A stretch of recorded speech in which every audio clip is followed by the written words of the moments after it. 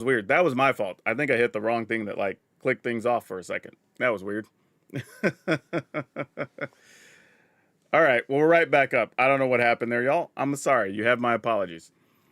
Um, but all that being said, I don't know if you can do much more. I mean, there's probably something better you can do with Veteran Ice Climber. There has to be something better. I just don't know what that something better is.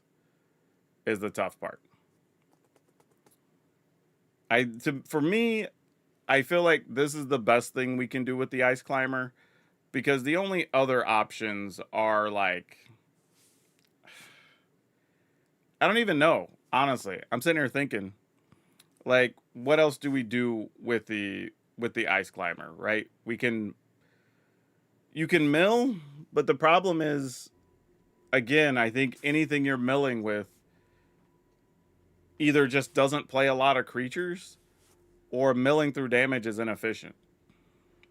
And the only reason something like um what I would say, the only thing is something like Hope Epstein kind of works as a creature is you can get that number really big without actually having to attack, right? Hope just cares about gaining life and your life total and whatever. So while it is on a creature that also mills, they're functionally very different. Because Ice Climber just wants you to deal damage. And if the goal is just to deal damage, well, it's easier to deal 20 life than to mill 50 cards or whatever the case is, right? Or 45 cards, however many you generally need to mill at that point. So I don't think you can do much more than that here. If we play auras on it, then it's unblockable. Bant Ice Climber. I mean, I guess. I mean, I don't. It's just another version of what we just did. Just instead of counters, we're just playing auras. So you just swap the green for white realistically, and just go with the 1/1 that lets you put plus ones when you play an aura, stuff like that. Like you could do that too. And again, I mean, Hall Creeper works because it's already an artifact creature, you know, so it fits in that deck already. So that could be a thing. So who knows? We'll see. We'll see what happens. But yeah, that's probably the best we're gonna do with that. So I'm gonna tuck that one away for future consideration. But I think that's all we get to do with the Veteran Ice Climber. So what does that leave us with on the wheel? Let's go back and take a look. Where is my wheel? It is here. Our wheel's actually almost empty. Oh, I didn't remove the Ice Climber either. I need to do that. All right. All right. So our wheel, I need to take off the Veteran Ice Climber since that's done. So we now just have 3 things left. We have Merfolk Leviathans, Go-Go Master of Mimicry with anything, and just Atrata anything. That's what's left. Which is kind of wild. Have I seen Exalted Sunborn with Calamity? I was probably the first one to play that on stream. So, to answer your question, yes. But otherwise, um, I don't know else how to respond to that. That's a weird question, considering we already played it a long time ago. I can probably find the link real quick, because it was a Naya deck, which I bet... Yep, I have the link right here.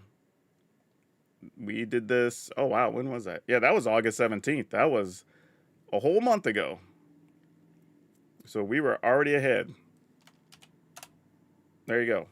Like, when you do YouTube videos every day, you start to become like the Simpsons meme. Like, Simpsons did it. It starts to become like that. Unless it's a control deck, then it probably didn't happen on my channel. That's like the easy way to know. That probably happened on like CGB or Sonio or something or whatever. I only do probably maybe like 3-ish control decks a season. or that fall in that space of control decks for two reasons. One, they're not all that fun to play. They're kind of grindy and the games are long, and I can oftentimes where like if I play a regular aggro to mid range deck, you'll get to see six, maybe more than that, like 6 to 10 games on a video, so you can see it against a variety of stuff. Whereas when I do the control stuff, you maybe get 3 or 4. Right, that's one thing. The other is people don't tend to like watching control games very much. Thanks for subscribing, by the way. What we see is that people like seeing good grindy games against control decks, especially where you win, but otherwise they don't really like watching control matchups.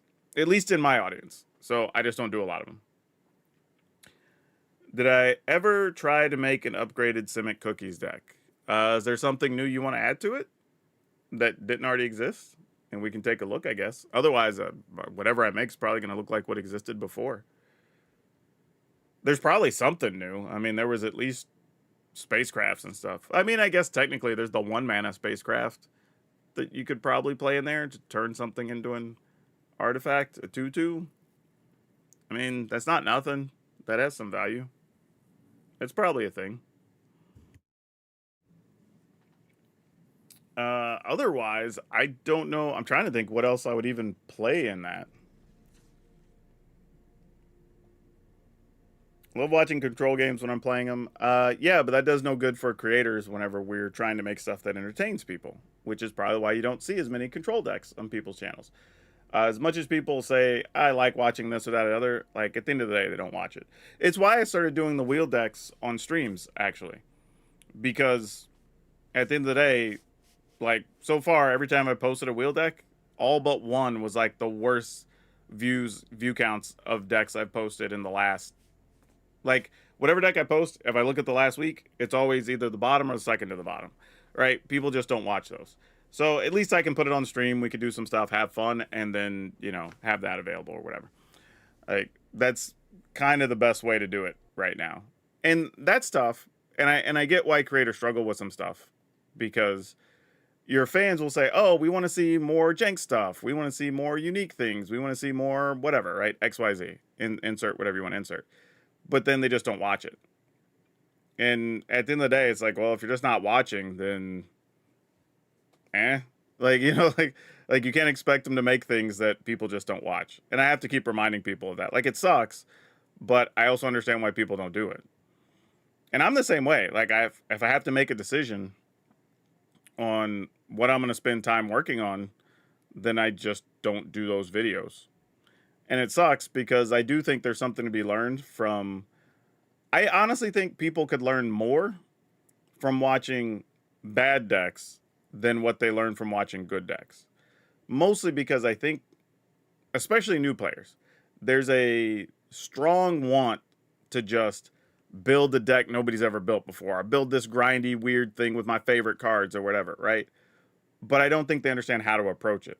And I think if you were to watch more of the videos with the worst cards or the worst decks, or like we're doing, where we're like talking through the deck building and doing all that stuff, I think people would learn way more from that at the end of the day. I think that's what more people probably should be consuming. The problem is everybody wants to look and go, oh, well, that deck won, so I'm going to play that deck.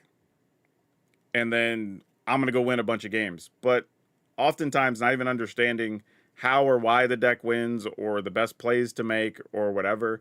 And then it just becomes weird, right? So they're not really learning as much. They're kind of just going through the motions and hoping the deck they have is going to carry them in a lot of cases. So not a fan of that. Not a fan in most cases. I think that's kind of bad. But that's just a me thought. Like, I've considered that before. And I guess the easiest way to describe it is a lot of people would rather, man, how do I say this without like sounding like a rude ass? I believe a lot of people would rather be told what's good or how to do the thing than learn what's good or how to do the thing. And I think that's the reality to a lot of, and some of it I get. Some of it's just a time thing, right? Like, You just don't have the time to do it yourself and figure it out or whatever.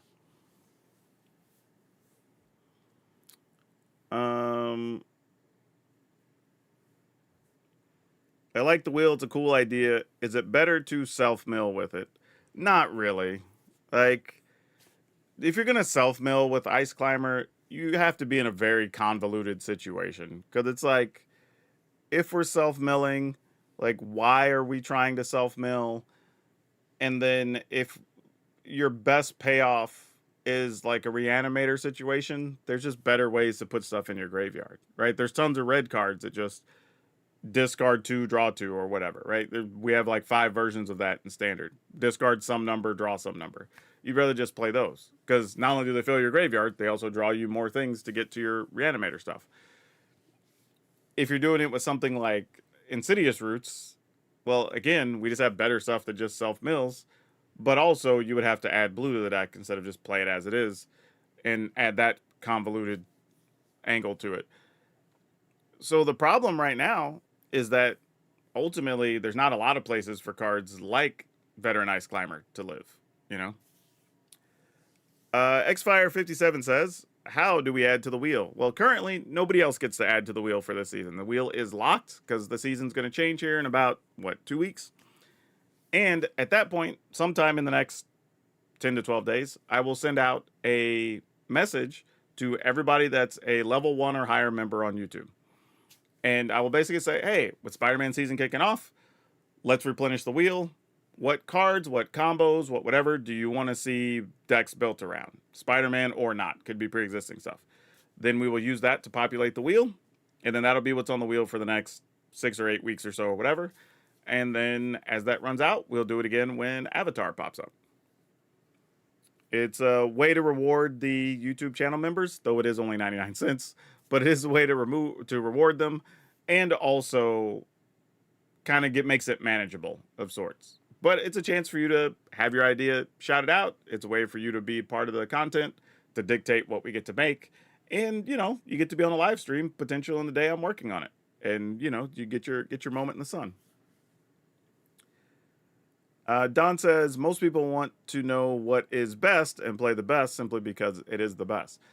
Yeah, that's true, but I think the issue there is a lot of people just don't understand how to play the best deck, right? And I've said this before, even after doing commentary for the Arena Championships and watching really good players play the VV matchup, I do genuinely believe that if 2 really good players are playing the VV matchup, there is really tough decision making, really good back and forth decisions, a lot of patience required, whatever, and it's good high level Magic. The problem is, it's also a very boring match to play against. It's not very fun over and over and over. But new players aren't going to play it that way, right? They're not going to value what's going to happen in 2 or 3 turns. They're going to try to finish the game before they should be trying to go for it. Like all this stuff. Because they haven't taken the time to learn the deck. They just built it because I'm told VV is the best deck, so I'm going to play that. And that's what happens. And it's not VV necessarily, that deck. It's happened throughout every point in history. At least in Magic history. Texas Twister says, I like that you're honest with us. I want to play a good fun deck, get my wins, but I don't have 8 hours a day to play Arena, and I have like 2 or less most days, so I need good stuff to play. Yeah, and that's what I was talking about, right? Sometimes the other issue is generally time. So I try to not just say like, hey, this deck wins a bunch or loses a bunch or whatever it is. That's why I always tell people, watch the videos, because I try to talk through things while we're playing. And I do a wrap up at the end of here's what I liked, what I didn't like, why I thought it was good or bad, what I think you're going to struggle against. Hell, I had a video the other day. I can't remember which one it was, but I remember playing it and thinking, all right, it was the red-white deck with all the artifacts and stuff, the sacrifice deck. And I think I said in that video, like, hey, this can win you some games, but if you're a newer player, don't build it. It's very hard to play. There's a ton of decisions every single turn. You're not going to enjoy this. Right? Even though somebody's going to look and go, well, you went, I don't even remember what, maybe like 7-3 or something with it or whatever. And they're going to want to play it. They're not going to get to the point where I told them, don't do it. You know what I mean? So they're going to build it. They're going to be miserable. They're going to struggle. And I've literally had that happen where literally in the comments, somebody's been, I took this deck on a ladder and I'm 0-13. I don't know how you beat anything. Literally, the next comment is, man, I made platinum for the or diamond for the first time ever. Thanks so much. Blah, blah, blah. So it's like, what are you going to do? You know what I mean? Like, and I've seen that on other people's stuff too. It's not just in my comment section. But I just find it very funny that people will make whatever assumptions they're going to make just based on that little experience. Don says, since it's on Magic Online or Magic Arena, I believe you mean legally distinct Spider-Man person. Nope, I said Spider-Man. They can come for me if they want to. Actually, legally just saying Spider-Man doesn't do anything. Matter of fact, I'm pretty sure this Tuesday or Wednesday, when we do the streamer event, we're not even told to shy away from saying Spider-Man or whatever. Like, you can just, whatever's easiest to talk to your audience about, just go with that. Like, whatever makes it easier, do the thing. They don't really care. I have some personal theories as to why this ended up the way it did and how this came to be, but I will talk for that. That's more a Discord conversation than a stream conversation. Yeah. So I need to rewind here in the conversation. I forgot we were talking about a card, which is why I opened this up, and I don't remember what the card was. We were looking at, oh no, the Simic Cookies thing is what we were talking about. Let's look up Spacecraft, because I do not remember the name of this thing. This in Simic Cookies is probably, I have to imagine people have already done this. Like, if I do this, I feel, I mean, I'm not opposed to doing it, but I'm probably just rebuilding, actually, it's type artifact indestructible. This. Yeah, I'm pretty sure somebody else has already done this, right? I'm just reinventing the wheel. I know what would make it easier on everyone. Please explain. I do not know what would make it easier on everyone. Because I bet whatever you say, there's going to be an easy answer as to why it's not going to be easier for everyone.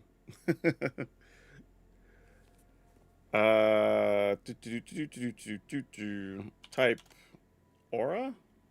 Does that even count? Enchant artifact? Oh, that actually does work. I never tried looking up a thing like that. But since it says enchantment aura, it registers that it's the correct type of card. That's awesome. Okay, well, that's good to know. And then I guess if we're playing Simic Cookies, we're still playing... The vehicle? Because I think we played that in there last time, the blue one. I guess I really just have this set to blue and green. The schooner.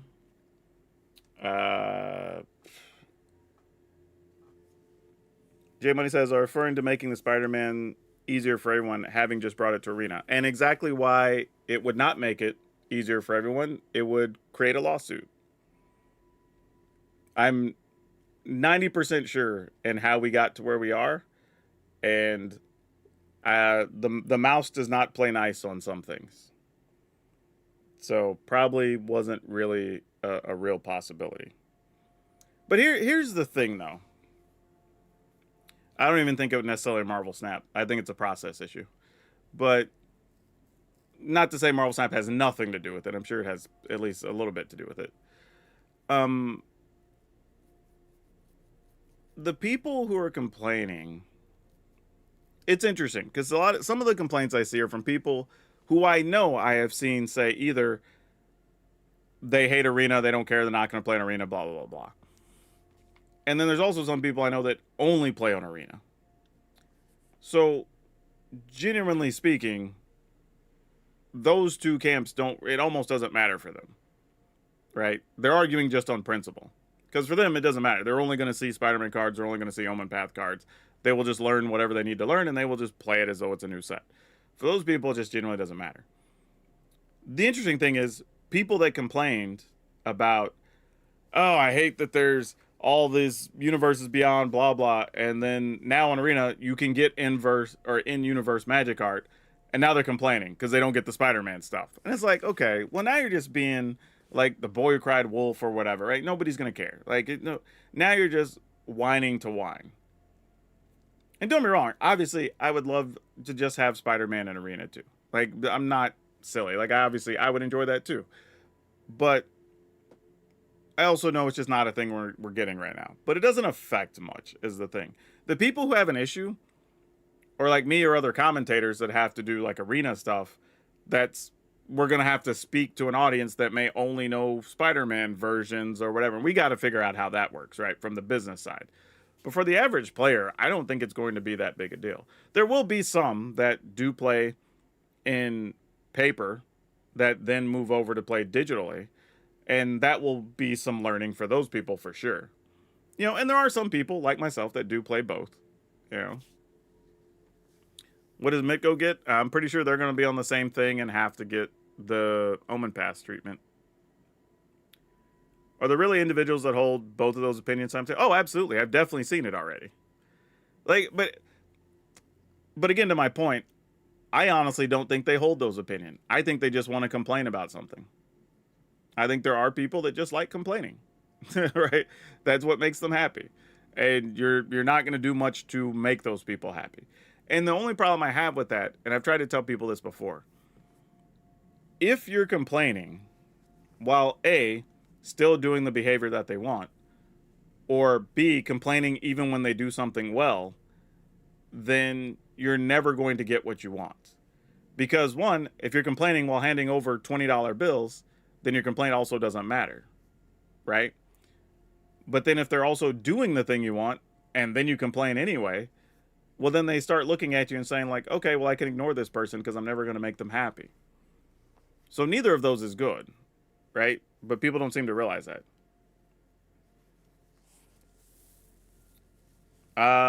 I'm not going to speak any further on that.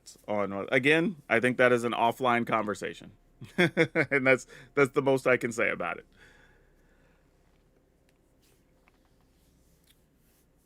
But I can tell you, it was never intended to be just a commander set. That much I feel like I can say. That I feel like that's public enough that that's not even a thing to even whatever.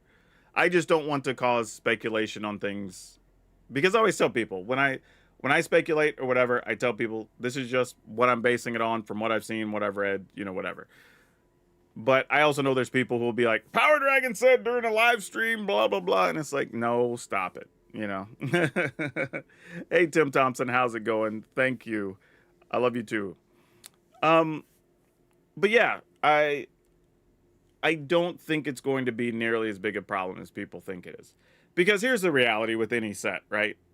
We usually only have to learn about 20 cards, realistically.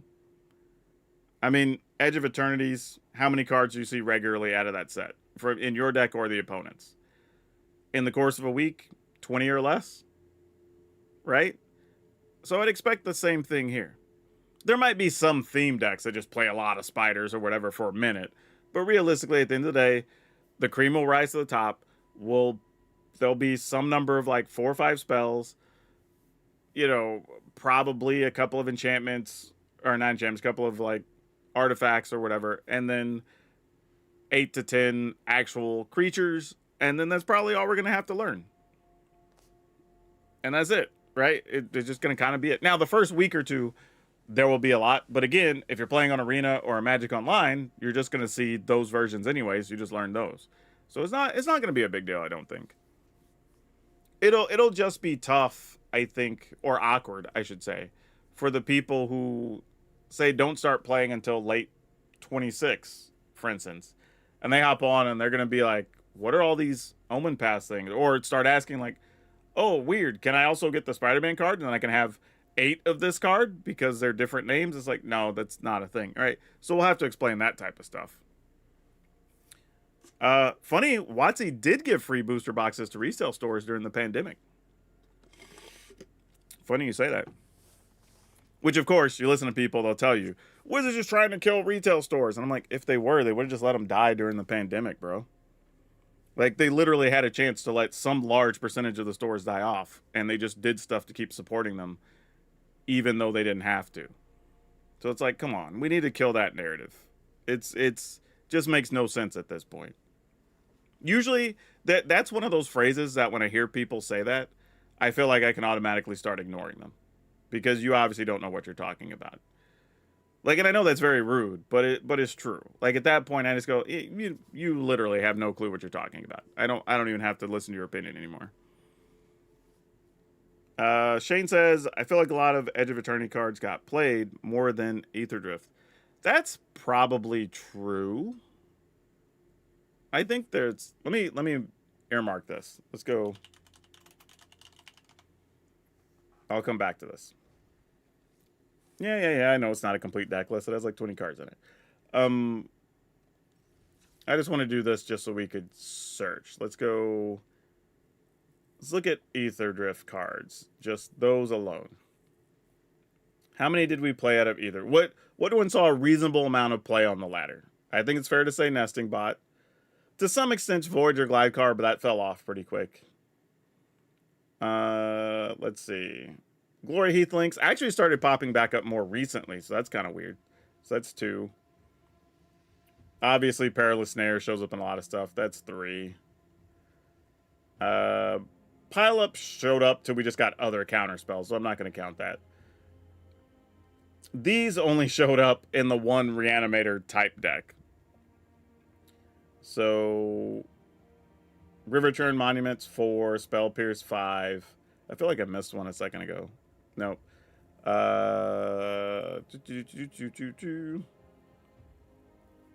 Repurposing Bay, obviously 6. Stock Up is going to be the all-time played. That's 7. Nothing on this.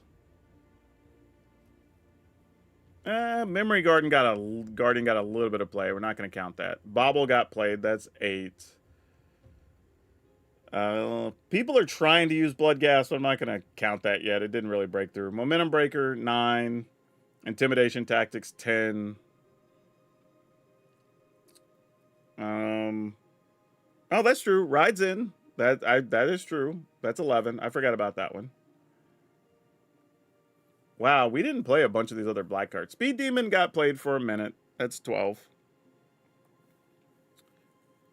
Burnout Bastronaut 13. Mako 14. Engineer 15. Lightning Strike, but there's other versions of those.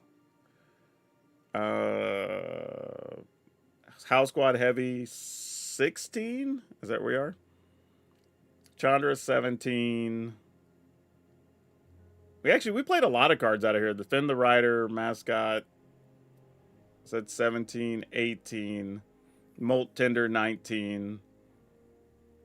Insight 20. Yeah, we played a lot of cards from Aether Drift, man. Like Expert. Yeah, we're definitely over 20. That at least saw some amount of reasonable play. The Imperiosaur for the dinosaur decks. Gonosaur Rex, same situation. March of the World Dudes, I'm going to be playing in a deck again, probably in the next day or 2. Riptide Gear Hulk, Ketramos, Zahur, Oil Deep Gear Hulk. Yeah, there's a lot. The lands, obviously, because of all the Verges. Thrill Seeker. Oh my gosh. Yeah, we played a lot. But honestly, now that I'm riding through this, we played a lot more than I thought out of this set. Gear Hulk. Yeah, that was a good one. Sabsunin got played. All right. Monument to Endurance. Lifecraft Engine. People thought we were going to be playing the Aether Spark, but really don't. The Raceway. So we had like the Haste land. That got some action. Yeah. So I don't know, like 25 to 30, somewhere in there. That's a lot. Yeah, that's what I'm saying. There's a lot of real cards we played in it. I think people wanted to be really down on Aether Drift, but when you go back and look, we played a lot of cards out of there. So, now granted, Edge of Eternity's only been out like 2 months. So, take that with a grain of salt. But I'm going to try to do a comparative number count. So, Inquisitor, Seam Rip, that's 2. This kind of has shown up a couple times, but I haven't seen it in like really good decks yet. Zenith 3. Obviously these 2, 4, 5, 6. Starfield Shepherd 7. Exalted Sunborn 8. People, I argued with people over this thing, and everybody's like, no, this card's going to be nuts. I'm like, literally no one's going to play it, and no one's played it. This thing we were just talking about, I'm going to count that as 9. 10, consult the star charts is fantastic. 11 with the relic. I've seen some people playing this counter spell, so I will count it as 12. It's making the rounds a little bit. Wow, a lot of these blue cards are not very good. 13, 14 with Quantum Riddler for sure.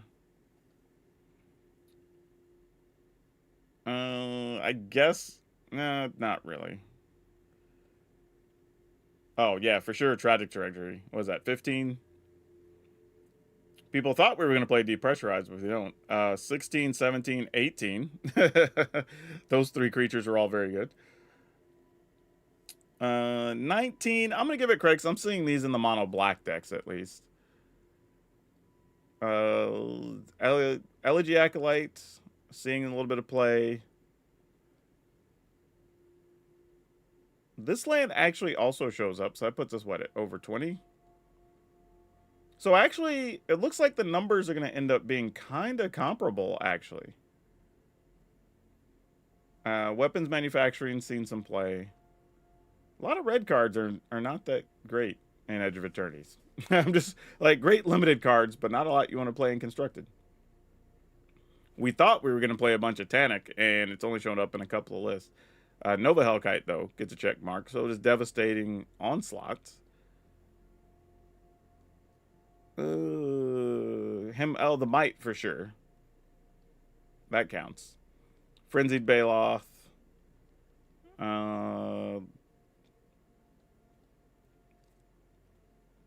I guess I Still Explorer shows up in a few things. Ouroborid, obviously. That's going to be the most played green card for probably ever. Yeah, I feel like you're going to have to make something really absurd to be played more than Ouroborid. I'm not counting this as it was just like in one deck for a little minute. Space Time Anomaly actually does still get played. Servandin gets played. Singularity. And then your Shock lands, of course. These are kind of trying to have a moment. Cosmogoyf people have tried and hasn't really been a thing. Though Imago's actually showed up in some actual competitive. So yeah, I would say these are comparable. So yeah, I think it's very close actually. The number of cards we play from Ether Drift and the number we play from Edge of Eternities. I think a lot of people don't realize that necessarily.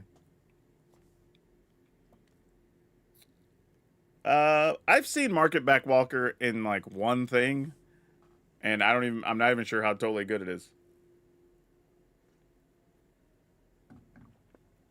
Yeah, but I feel you, Shane, because I think people go, "Oh, I really hated Ether Drift. That set sucks."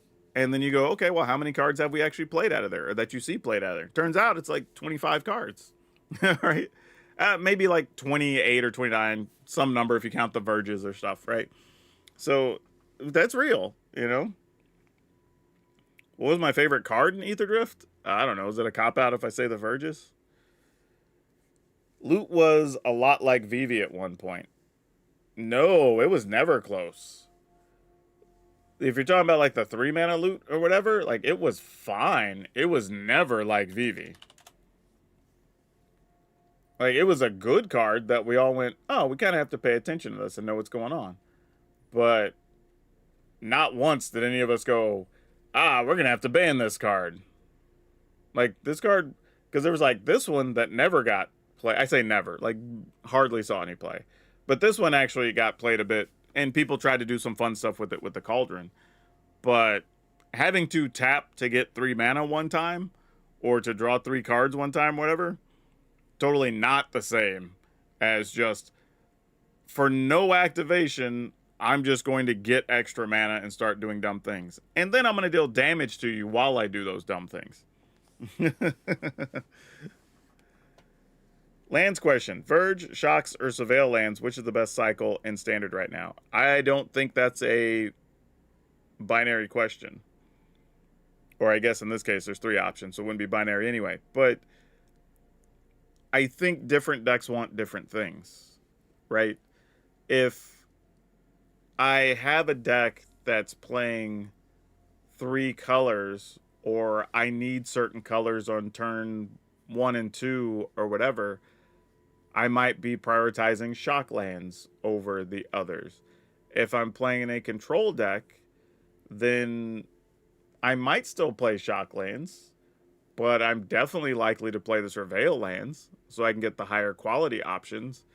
And I expect the games to go 6, 7, 8 turns. So having a tap land on, say, turn 2 or 3 isn't going to be backbreaking for me, you know? So I think they're all good and they're all playable just for different reasons. I think like shocklands are always just functionally going to be better because they're the easiest to slam into a whole variety of decks. You can dictate when they're going to be tapped or not, right? They just have some extra benefits there. The damage is a real cost. We have seen games where like, I wish this was on tap, but you know, I got to take 2 if I do it. I've done that even on a recent video. So it's not like a no cost thing, but it does matter. So I don't know. I mean, I think it's easy to say shocklands are just better on function. They're probably going to go into more stuff, but how many you want to play of each of them in each deck is going to vary, I think. Super Void. What is... Oh, yeah, no. Like, this thing? I had one deck I tried it in, and it was okay, but it was not even the main decider in that deck. So I thought, I'll be honest, I thought this card was going to be more played than it is. I was one of the, I don't know if you want to call them the truthers on this card or whatever, but it just hasn't really taken off the way I expected. Yeah, Nova Hellkite. That makes sense even in Legacy because it's 3 mana. Haste Flyer for 4. I mean, deal 4. Do you think Cosmogoyf might shine in the older format? Not really. I mean, because here's the problem at the end of the day. Cosmogoyf is just a big knucklehead that needs extra steps, right? It's kind of just going to be worse than Souls of the Lost. It's going to be worse than regular old Tarmogoyf. It's like, because those others, one, are already easier to cast, but on top of that, you don't have to do anything extra, right? I don't have to make sure I'm only exiling things or doing quirky things, whatever. I can just play Magic the way I'm playing Magic, and those cards just still work, right? They still do what they normally do. And there's a lot of times, like, if you play Souls of the Lost or Tarmogoyf, say on turn 3 or 4, they're still likely to still be like +3 or something, right?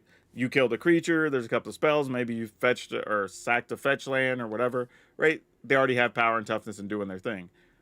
A Cosmogoyf doesn't do anything yet, right? Unless maybe you've played, well, even then you probably had to add whites and you're playing a 3-color deck to play like Seam Rep or something early, right? So I don't know. In older formats, the stuff you're doing also isn't exiling a lot of the times, right? It's just efficient kill stuff. It's lightning bolts and swords to plowshares, which I guess technically swords does exile. But it's just simple bounce spells, draw spells, try to play 3 or 4 things in a turn, artifact mana. Like, it's just not a, they're just not built for Cosmogoyf to be good. Like, can you force it and make Cosmogoyf good? Sure. We could play Ketramos and just splash green lands and play Cosmogoyf, since Ketramos already wants to exile a bunch of things.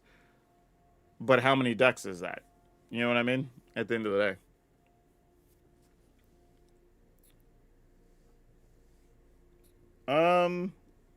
I don't know, Panthro. Like you're saying, you prefer EOE over Aetherdrift, which is nothing wrong with that. Everybody's got their favorites. Not gonna challenge that.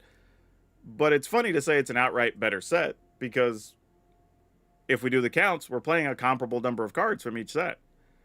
So what would make it outright better? You know what I mean? I don't know. Shane says, I'm surprised loot isn't getting played now since, but...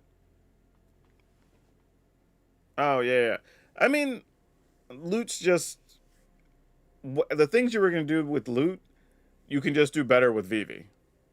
I think is the problem, right? The things we were doing with it with Cauldron and whatever, it's just way better to do it with Vivi. So there's just no reason to play loot anymore. Brandon says, I'd be fine with Shocklands being the permanent fixture in Standard. I actually have a thing. For those of you that are old heads, you would remember this, which would have been from a long time ago. Um, I guess this would have been Lorwyn standard, however long ago that was. So if you're old, you know, right? But during that standard, we literally had cards that cost 7 colored mana. They were 2/3/2, right? And when we would go to make changes to our decks, swapping some number of those in and out or whatever, we didn't even switch our lands because it didn't matter. Because we had like reflecting pools and vivid lands and I don't know, like it felt like every land could produce 5 colors. So then it just didn't matter, right? You were playing a 3-color deck, but your lands just produced everything. So you didn't care. And to me, that's not good for the game. I think you want everybody to have options, but there should be some thought put into deck building. There should be some thought put into your mana, right? That's part of the game and the system, and that's where the better players get their edges and all that. So it was just weird. And I remember even having that thought one day of like, I literally swapped in and out a couple of cards that between them probably had, hell, 12 colored pips between the 3 cards or something. And I didn't even touch my lands. I didn't even think about looking at my lands. Like, I knew I could still cast everything. So it's kind of a weird thing. And we're going to be approaching that on some level kind of soon anyway, right? We'll have the new land from Spider-Man. We'll have starting towns. I'm assuming by the time Lorwyn comes out in what, February-ish, we will then have a full set of Verges, a full set of Shocks. We'll still have Restless lands that are standard, right? And then we'll still have the Surveil lands that are available. Now there's a bunch of others, but those are the viable real ones. You can kind of just do whatever you want at that point, right? If you play a 3-color deck, 4-color deck, like half your lands are going to produce 5 colors. The other combination will give you 2 colors to make sure you don't miss anything. Yeah, 4-color decks definitely weren't uncommon during cons either, because again, you've got lands that gave you 3 colors, right, among others. So I get why people want that. The only thing I would say is, whatever you get, I would rather it be equal, right? It's a little disappointing right now that, say, Selesnya as an example, doesn't have a shock land. Or what is it? Rakdos doesn't have a shock land. It's not detrimental, obviously. We still play those and we can still do stuff. But it's just like, okay, so if you're fans of this color or you like playing these cards, you're kind of just waiting around for no real reason, right? But I also get the benefit of spreading those out. Because now, I don't think they really need to do it to Lorwyn. I think people are going to be excited from a nostalgia standpoint. They want to see Lorwyn anyway.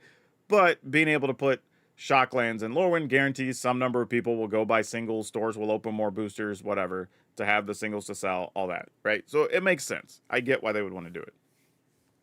But I don't really like it. I'd rather if we just get the whole cycle, right? If we're going to have Verges, just give us all the Verges. If we're going to give a Shockland, just give us all the Shocklands. Right? Because it's also weird to remember too when you're deck building and you're going through and you're like, oh yeah, I forgot these colors don't have one of these or whatever. It's just a weird experience. Again, I get it. There's some marketing to it. There's a sales component to it. I don't blame them at all for doing it because it's probably smart business. Just as a player, it's just a mild inconvenience for no real reason. So quality of life situation isn't great. So I'd love to change it for that reason. But yeah, I think, like I was saying, I don't think that Ether Drift was as bad of a set as people think. My thing is, if we're going to use the popular term, hat sets, right? I just want to sell out on the theme, right? If I were on the design team, and let's say we were going to do Murders at Karlov Manor. I think I've said this before. If you listen to Magic Mike's, I wouldn't even have put it in Ravnica. I would have put it in New Capenna. because we already have crime families. We could have had somebody offing somebody else's boss or whatever, and now the other families are trying to figure it out because they don't want the blame on them or whatever, right? That could have been a whole thing. And we could have implicated a character we already know or have recently learned about there, and it would have been a good excuse to go back to New Capenna, right? And we could have introduced real cops to New Capenna finally, and we could have had, what's his name, Proft or whatever, the investigator or whatever, show up there. That would have been cool. And then we could have done that. There was really no reason for it to be on Ravnica. The colors didn't matter. The guilds didn't matter. The main characters weren't major players. And then the person we picked to be the killer was just a C tier character at best. And it wasn't even the character. It was 1/3 of the Trostani character. It wasn't even like the whole Trostani triplets or whatever did the thing. So it was kind of weird, right? That was my issue there. Same thing with Aetherdrift, where if we're going to do it, either make it like Wacky Racers, Mario Kart, whatever, or go all in and make it crazy, over the top, Death Race 3000, whatever, Twisted Metal, that style, right? Do either of those, but we kind of end up in the middle somewhere, and I think that's where it got lost. Because some of the flavors kind of fun, a little bit wacky, but then there's some kind of trying to be dark and creepy, and it just didn't work, right? Whereas when we do Bloomborough, we went all in on the let's be cutesy animals and the woodland stuff, and there was a certain style, and it worked, right? When we did Duxmorn, we're gonna do 80s style horror, whatever, and everything. Even though people are like, it's a baseball bat and magic is stupid, whatever, it worked. People liked it, right? Because we sold out on the theme. That to me is because I think that's why Edge of Eternity's worked, right? We just went in on the space theme. There were ships, there's planets. Where we're seeing different technology and whatever, and there's weird aliens, and apparently slivers live in outer space. I don't know, but it was a thing, and it worked, and people liked it, and it was fine, right? So I think just sell out on the themes. That's the biggest thing to me. And I feel the ones where people have said they don't necessarily like them, we didn't sell out on the theme hard enough.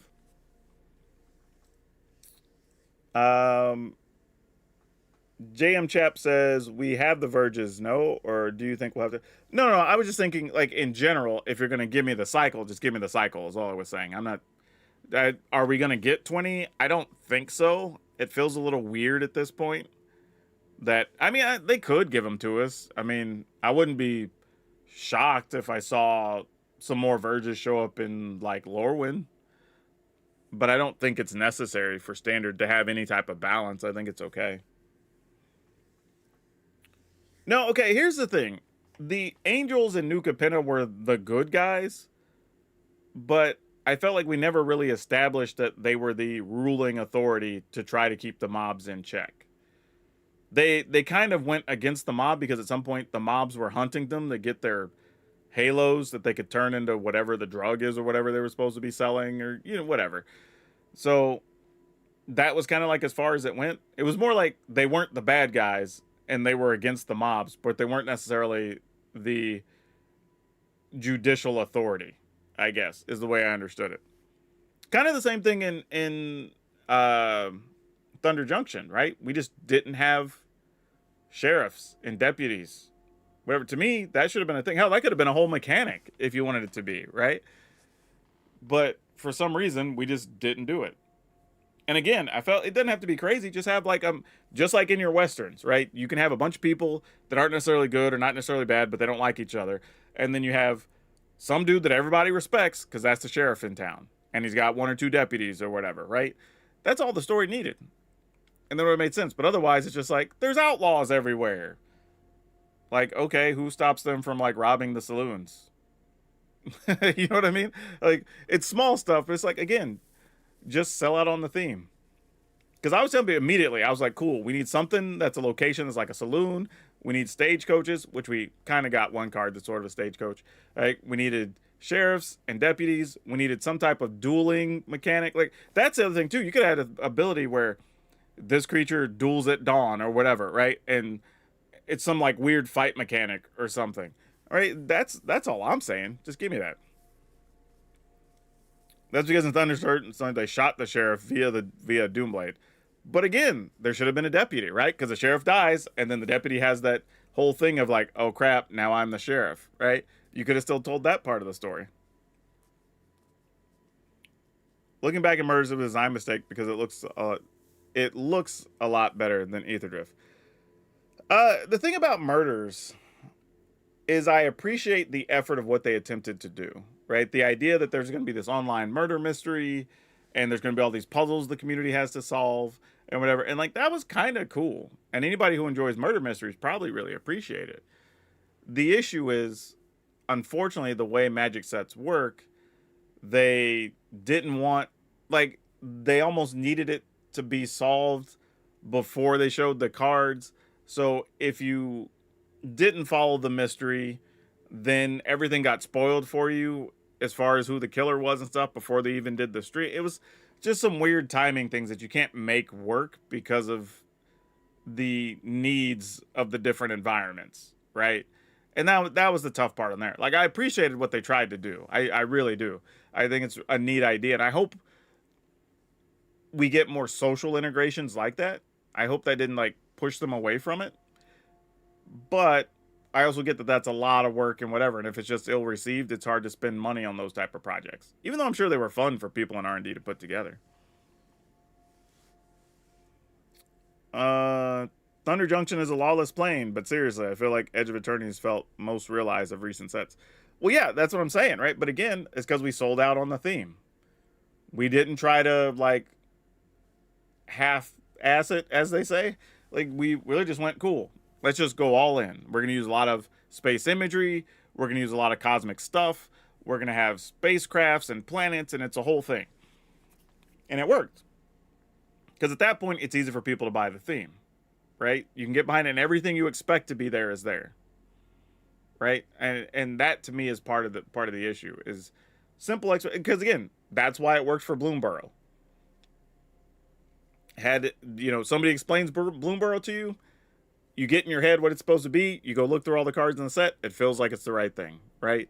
Somebody tells you about Dustmorn, you get an idea in your head, you start flipping through and reading the cards, it all makes sense, right? It's really that simple for me. A random Fioran queen decides to go join a wacky heist. Sure, why not? Yeah, exactly. But I get it if, again, you just tell a story of, like, she's in it for power. We find out Thunder Junction is where, I don't know, like the meeting of the Omen Paths is, and whoever owns that chunk of land controls part of the universe, or whatever we're calling planeswalking now, or whatever. Cool, I'm with it. But also, again, who's the one keeping all these bad guys in check?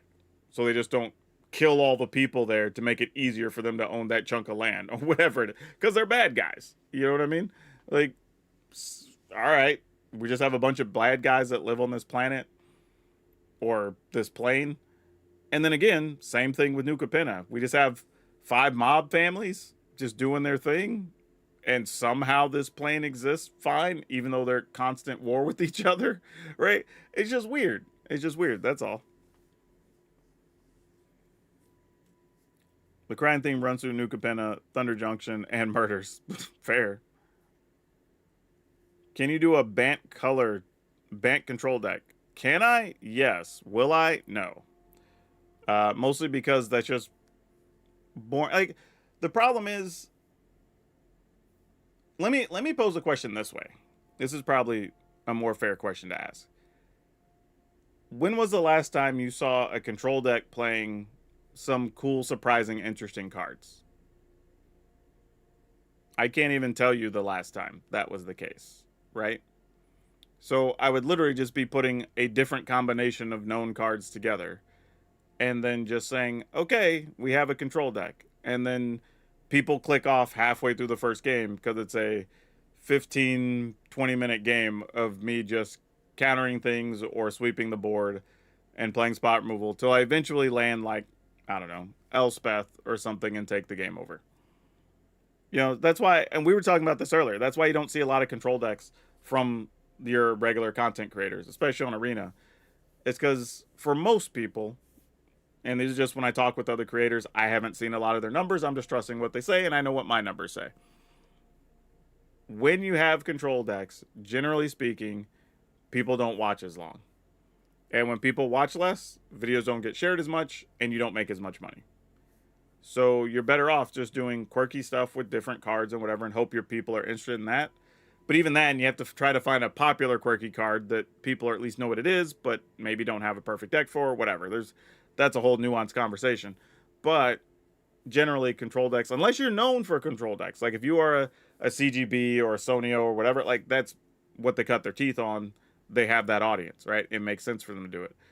But otherwise, a lot of audiences don't want to sit around and watch a 15-minute game of minimal interaction, right? Because a lot of the control decks aren't that interactive. It's either counter the threat or just ignore what you're doing, draw more cards, get to a sweeper, play the sweeper, do that, add, repeat, whatever, until I get to some number of creature lands or planeswalkers I can kill you with. Right? You can change the colors, but it's kind of the same anyway. And I'm not telling people don't build those, by the way. Some of those are going to be very good decks. I mean, Azorius Control is a real control deck right now. Like, it does well in regular standard tournaments. So, yeah, if you like control, definitely play it. Just know as a creator, most people aren't going to sit around and watch that. We've already done multiple weapons manufacturing decks. There was... Man, I'm really becoming Simpsons at it, huh? There was one, hell, from this past week, actually, right? Wasn't it on, like, 2 or 3 days ago? Yeah, we had that one, and we had one from the beginning of this. Actually, 2, because I feel like we played a Rakdos one. Because here's the Boros one we just played. The one in the beginning, no, maybe we only had the Jund one. I don't think I played a Rakdos one after all, actually. I think that's incorrect. I think I only played weapons manufacturing twice this season. Hard to remember when you have, like, I don't know, 70 decks that actually made videos this season. I don't even know. It feels like that's the number. It's probably like 60. And then a bunch that I've tested that ended up being junk. So somewhere in my head, I probably played a Rakdos one, but I probably didn't like it and it didn't make a video. That's probably what happened. Oh, was it not Rack? Maybe that's why. Maybe it was just Gruul, the other one that I played. Oh, weird. Or did I? Maybe I did do 3 of them. Because I swear we did one at the very beginning of the season. But maybe I'm convincing myself of a thing that didn't happen. Because it's starting to look that way. Nope, we did. All right. So then there's... Oh my gosh. So we did do 3. I'm not crazy. I'm surprised I remembered that, actually. So that's the Boros one. Here's the Gruul one. So there's a link for that. And then there's the Jund version. So all 3 of them from the very beginning of the season, from about a month in, and from this past week. So you have all 3 stages of the meta game, basically, represented there. Feel free to have fun with those. But yeah, those are already done. Also, for those of you that are watching on other stuff and you're not watching me on YouTube because you're watching me on Facebook or maybe you're watching me on Twitch, please follow me over on YouTube. I put up content every single day. A lot, actually. So sometimes twice a day. So there's a lot of stuff to watch. So please come do so. Okay. Oh, also, another thing I want to tell people about. If you didn't see my video today, starting today with today's video, so the one that went up this morning, since I'm posting every day, I want to try a new thing. So what I'm going to do is at the end of every week, so Saturday will end the week, Sunday will start the week. So hopefully on Sunday is when I will do the drawings, Monday at the latest. But the idea is I'm going to randomly roll, and then from the video, from a video from last week, the past 7 days, I will go through the comments, we will randomize, and then we will select somebody from the comments to win a prize package. And it could be anything. It's going to be a mystery package. And it's like I told people, it could be rare cards, it could be supplies, it could be booster packs, it could be secret layer stuff. I have a lot of stuff that I can give away. So I'm going to try this out. So every video, one, make sure you're subscribed because you're going to have to prove you're subscribed to be eligible for the prize if you win. But subscribe to the channel, leave a comment, but your comment has to be relevant to the video. Just making random magic comment or something about the algorithm isn't going to be good enough. You have to comment on something specific from the video to show that you actually watched it. Because if I roll your name and it's just like random comment, I'm just going to go to the next person in the comments. That's how I'm going to do it. But it's a way to just give something away just because. And because there's no good way to contact people directly on YouTube, what I will do is I will message on streams if I'm live the next couple days after that. Or I will also make a short showing the winner. And I will also comment on the next video I make. And then all you have to do is then just follow me in Discord, and then send me a message, and we will do the verification, and I will send you stuff or whatever. So nice and simple. The card might be a boat, but I don't even have a toy boat I could send somebody, honestly. I've got an idea. How do I sign up to be included? You become a level 1 or higher channel member on YouTube, which is like 99 cents. And then just wait. Sometime in the next 10 to 12 days, I will send out a new thing, and we will do a round of decks going into Spider-Man season. Lucas says, love the content. You introduced me to Poetic Ingenuity, and I'm surprised I missed it. You know, that's kind of the thing I like right now. As much as people will complain about there being a lot of cards available in Standard at one time, from the creator side, I kind of enjoy that because there's more levers to pull and things to mess around with. And yes, obviously some decks are going to be better than I. By the way, I don't know what people are doing when they come into videos and are just like, well, you know, if you played this obviously better card, the deck would be better. And we're like, well, yeah, but we're doing a deck building exercise, trying some weird card because I already have 5 other decks with that card in it. You know, like we don't know that card exists. It's weird. I see it all the time in comments. But yeah, it's just one of those weird things. But one of the things I do like is that even when playing against people, because there's so many cards, sometimes you just see a card you forgot about, and you're like, oh yeah, that was in Foundations. Or man, we used to play this a lot. Why did we quit playing this random Eldraine card or whatever it is, right? So that's kind of cool. I kind of like that.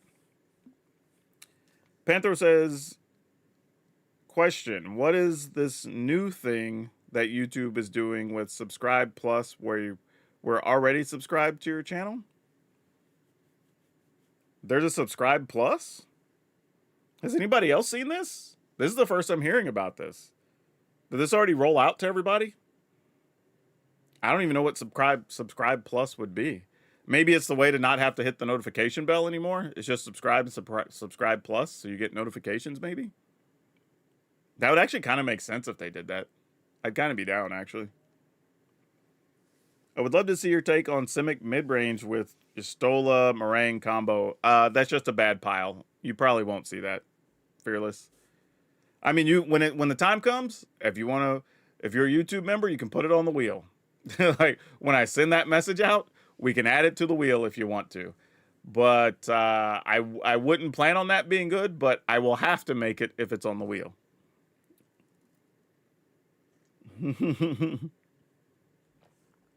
That's kind of the way of, I don't even necessarily, I'll be real. A large chunk of the ideas that showed up on the wheel, I have kind of tinkered with or thought about at some point, but I either mess with it enough to know it's not good or just immediately dismissed it as not good. But if it's on the wheel, it doesn't matter. I got to be fair. If it shows up, I got to at least try it. Right? That's kind of the deal. Yeah, you can pay 99 cents. Mine are pretty cheap. I think I have a 99, a 199, and a 499 level. At the 99-cent level, you get to do stuff like the wheel. I get to ask people what they want to see on video, stuff like that.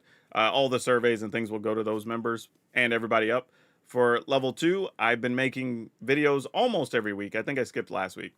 But I've been making extra videos, or when I'm out at, like these next couple months, I'll be out at shows and things. And I do stuff that only those members get to see. So some are behind the scenes, some are like day review stuff, some are me doing stuff with other creators, whatever. Like that goes to level 2 and higher. And then at level 3, the $4.99, I have a form set up where you can get private deck help anytime. So if you're working on a deck or something, whatever, you can fill that out. And then an email comes to me, and then we can start an exchange and try to work on your deck or whatever. So kind of just to give something back for people actually like giving, because I don't want to have member levels where there's not like something extra for them. So I try to give a little bit of extra back to everybody. Hello, can you explain best of one meta to me?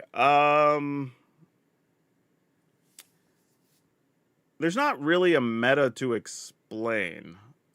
Do you mean more like how the games might differ from best of 3? Is that what you're asking? There's not really like a metagame explanation for best of 1 versus best of 3. That's not really how it works. So I'm wondering if you're a newer player, and I'm not disparaging, like it's cool if you are a new player. I'm just wondering if you're a newer player, maybe you're trying to ask, how does the format play differently in best of one versus best of three? Because that's sort of what I'm taking away from that. I don't know if that's accurate, so feel free to correct me. I'm going to go down this path. If I'm wrong, feel free to interrupt me. But the main difference is that when you're playing best of one, your decks tend to include, especially if you're on the more aggro or mid-rangey side, you're going to include a few more flexible cards for some answers that you might have. Example, if I'm playing best of one and I'm worried about graveyard decks, I don't necessarily want to just play a card that only targets graveyards, because then it's bad in the matchups where they don't play graveyardy stuff, right? So I'm likely to play something like a Scavenging Ooze that can just be a decent creature but still remove stuff from the graveyard. If I'm playing a multicolor deck, I might play Paleontologist so I can get multicolor mana out of the card but still be able to spend 2 mana to remove stuff from graveyards, right? But if I'm playing best of three, either of those cards or other stuff, whether it's like Rest in Peace, whatever, will be in the sideboard, because I can have a more streamlined main deck just do one thing, because I'm going to play at least half of my games throughout a tournament are going to be with sideboard, right?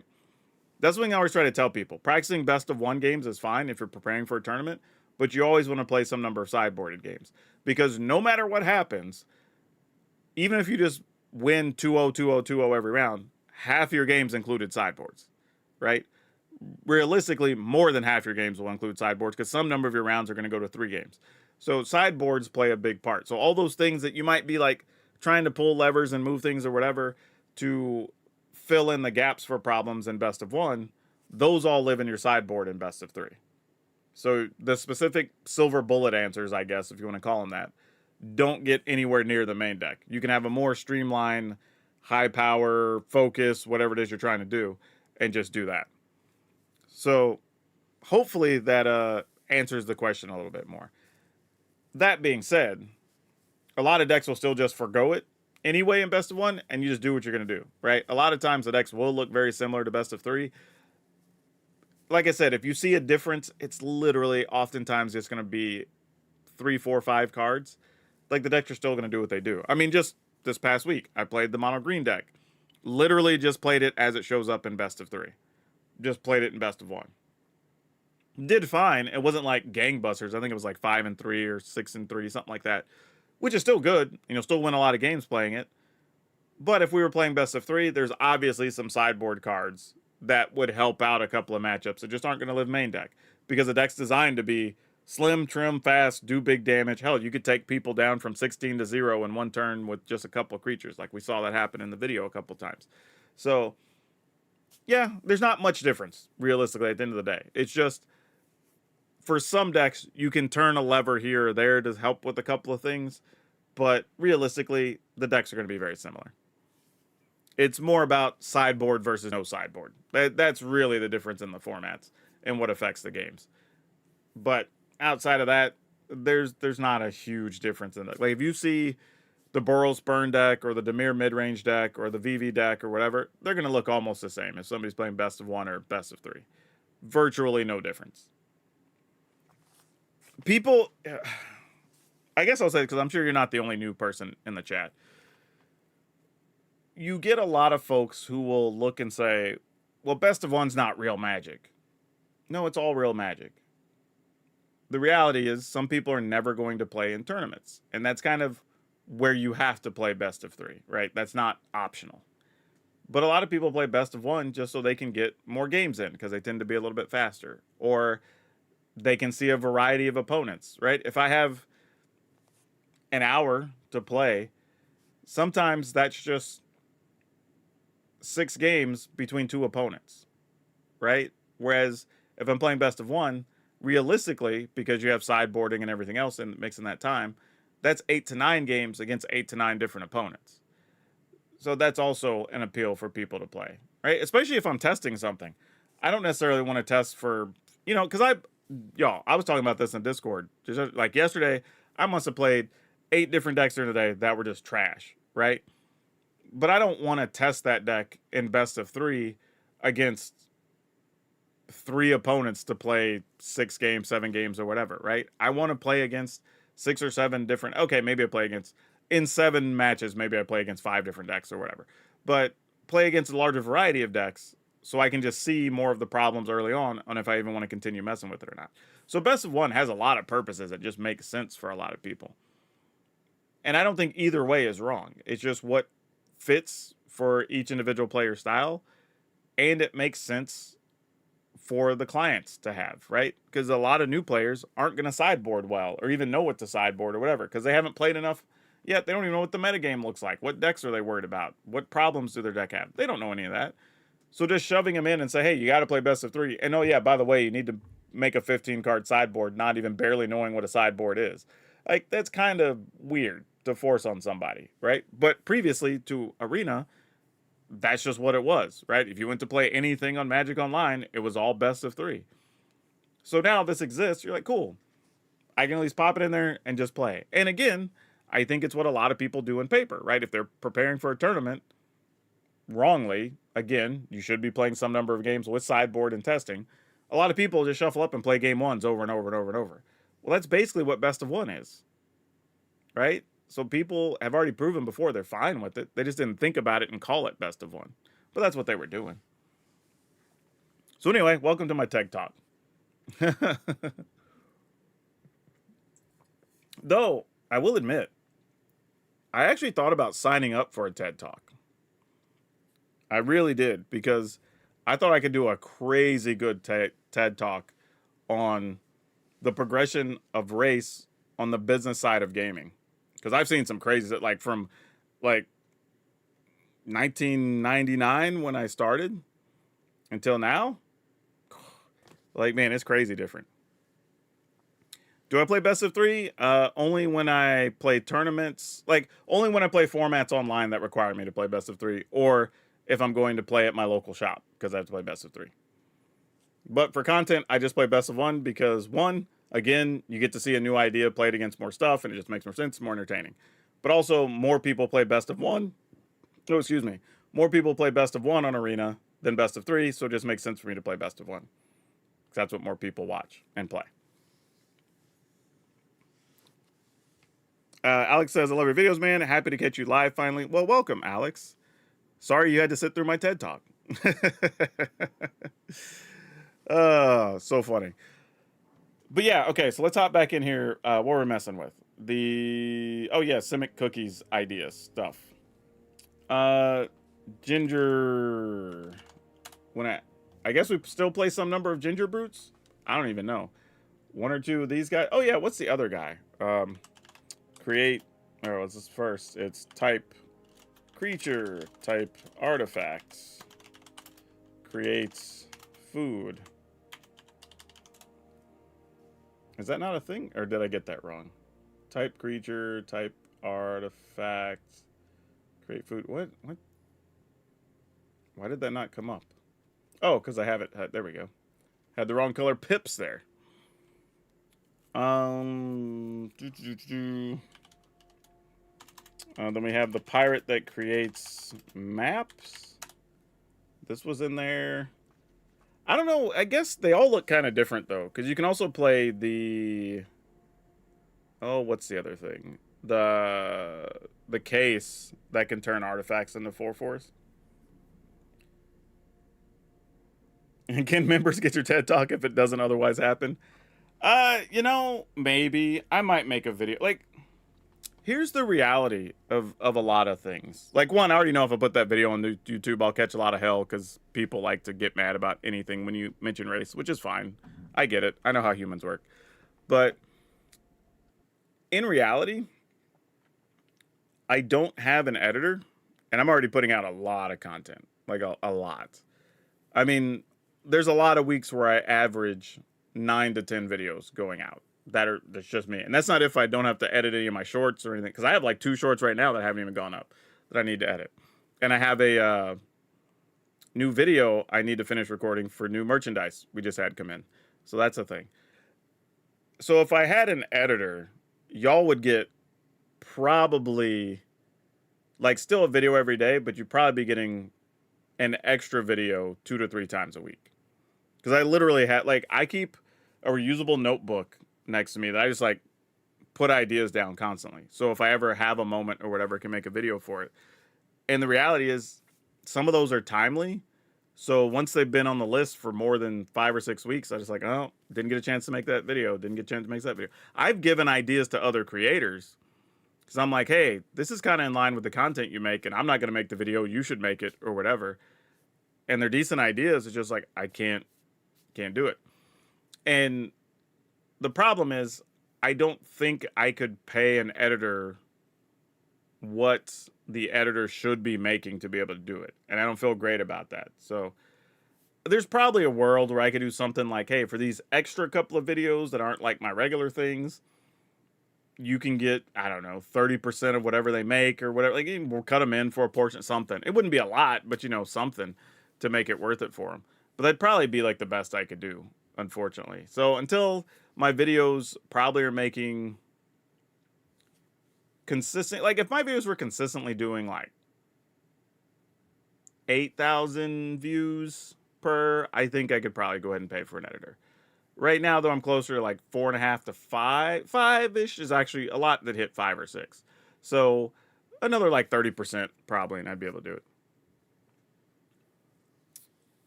Can you build a deck of Robohunt? Again, you can just wait till next season. We can add it to the wheel. Like, or you can put the deck together yourself, and then we can help you fix the decks up in the Discord if you want to hop in there.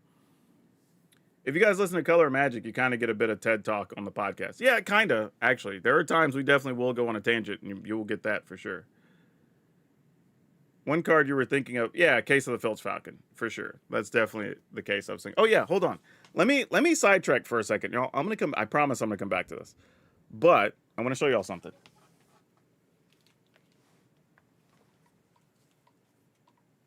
Show and tell time. Y'all are the, I think, outside of my household, other than people that looked when these went live, because they went live a couple weeks ago. I think I mentioned them in a video, but I don't think I've actually shown the physical items to anybody. So let's go for a second, and y'all get to see the mess all around me right now. But we finally have Aggro U merch, and these all come in different color shirts, different color font. I think each one comes in like, I don't know, like 5 different color combinations. So we have that. We put it on the back of a hoodie, which I'm actually going to enjoy. So I get to wear this out. It shows. So that's actually pretty fun. And then we have some just on the 3/4 sleeve tee, which I'm a big fan of. So you'll likely see me wearing this around MagicCon Atlanta and a couple other places these next couple weeks. So I'm digging that. And then this one, I eventually want to get on jerseys, but I can't find a way to make jerseys affordable. But I do like this. This was a fun one that people seem to like as well. So, and again, this comes on like 4 different colors, I think. If you just want like typical black or white or whatever. But I think I did like purple, green, and maybe either red or blue on this one. But yeah, just some fun different designs. If you're on YouTube, the merch store is connected down below if you just want to snag that. All right. But I just thought that was kind of cool. Try to make some fun and different things for people to have other than just like the stereotypical merch that you see. And I was like, man, we started talking about Aggro U being a thing. I'm like, why don't we just make it a thing? And we'll have our own Aggro U that looks like university merchandise. It uses the same type of font and everything. I thought that was kind of fun. But also, if you want a direct link to the shop, I can get that as well. If you want to, here we go. It's a 4th wall shop. So you can just go here and you can see all the different merch because I have mugs, pins, buttons, all kinds of stuff on there. Is this a part-time thing or is this all you do? It's not technically all, but yes, I do work for myself. I do combinations of 2 podcasts, the YouTube channel, commentary for stuff, shows and appearances for different things, some consulting work for other people's YouTube stuff, and I guess technically some minor card dealing on the side. So yeah, I have several sources of income, but they're all related to gaming, Magic, something in that space. But yeah, it's full time for me. So even when you don't see me, I'm probably sitting in front of this computer 10 to 12 hours a day, realistically. Some days 14 to 16 hours when things don't go well and I have a bunch of bad decks like yesterday that don't work out. So yeah, it just kind of depends. But yeah, it's if you're asking a full-time creator of sorts, full-time entrepreneur, yes. That is a real thing. All right. So what else were we playing green for in this back in the day? And also, how many nutrient block would you want to play? I mean, I guess if we play case, I'm honestly like, how much do we need green for? Oh, I mean, the merfolk. The dang it. This Sentinel of Nameless City. I was like, I knew there was an obvious one I was missing. I almost feel like this should also be playing at least a couple of counters or something, and we just trim back a couple of numbers. Like, probably doesn't need Sir Ginger or whatever. That's kind of just being a little too goofy. Yeah, it used to play Teething, but that's not in Standard anymore. That was in Dominaria, I think. So we can't really get away with that. The Teething Wormlet. Good card, though. I played that card in a lot of decks. I probably overplayed that card, to be honest. How do I feel about the current Standard and future competitive? Everybody asks that, and the answer is always the same. Like, Standard's fine and competitive's fine. I think... I'm trying to think of the best way to answer this in a more, like, long-form version. I think people that don't like the competitive situation for Magic often either don't understand the business of it or try to compare it to other things that aren't direct analogs. And what I mean by that is it's very easy for somebody to look at something like Call of Duty or League of Legends, even though League of Legends is more of a team game, so maybe it's not as good. Call of Duty kind of is. CSGO, something like that, right? Where you see these huge prizes. And it's like, well, first prize for the Magic World Championship was only, whatever, $250,000, and theirs was like $1 million. But there's also really a main difference that I don't think people understand, is that for Magic, almost anyone that dedicates themselves has a realistic shot of at least getting to play for that money, right? I honestly believe I could play Teamfight Tactics every day for the next 12 months, every day, right? 3-4 hours a day. I would not be good enough to even get a chance to be one of the, 100 people, help make one of the, 16 teams, which total with alternates is barely 100 total people that are, in the final tournament playing for these things or whatever, right? I just wouldn't. But with Magic, you can just go spike an RCQ, win a random tournament at a convention or whatever, and boom, you're qualified for the Pro Tour, right? Magic has the Arena Opens, where they give people literally $2,000 for just random folks playing in their bedroom. There's prizes that you can get that are worth big money that you can get at your local stores for the store championships and Standard Showdown. Other games just don't have that, right? So it's not that the prize money isn't there. It's that it's just, hell, there's still the Arena Championships that give away $250,000 every 3-4 months, right? That money's just spread out over more things. And it's accessible to everyone. That's the biggest difference. And the reality is, Wizards of the Coast pushed professional Magic for a long time. That's all they knew. People forget, Magic Cons weren't a thing. We had Grand Prix, where you would show up and play the main tournament, and there was a whole bunch of side events, and there might be 5 or 6 vendors you can go trade or sell cards to. And that's what those were, right? There weren't all these different vendors with tattoos and artists and blah, blah, blah, blah, blah, the 52 different things that you could do, right? But they figured out, you could just make it more of an experience. So we don't have to focus on that anymore. Because people forget, Wizards of the Coast literally had Magic on ESPN. They had commercials on MTV. They sponsored a WWE pay-per-view at some point. Hell, it was a WWF pay-per-view. It wasn't even WWE yet, right? So, because I think it was like No Way Out 99. Not No Way Out. Unforgiven 99, I think it was. Um, but anyway, what I'm getting at is they've pushed the pro level Magic so many different ways. They tried so many different things. And there's only a ceiling to that because the reality is greater than 90% of all your players of any game will never be competitive players. And Magic is also always going to have the issue of when there's a competitive thing going on, you're going to have some number of people out trying to qualify at an RCQ. Some people playing Commander at their local store, whatever.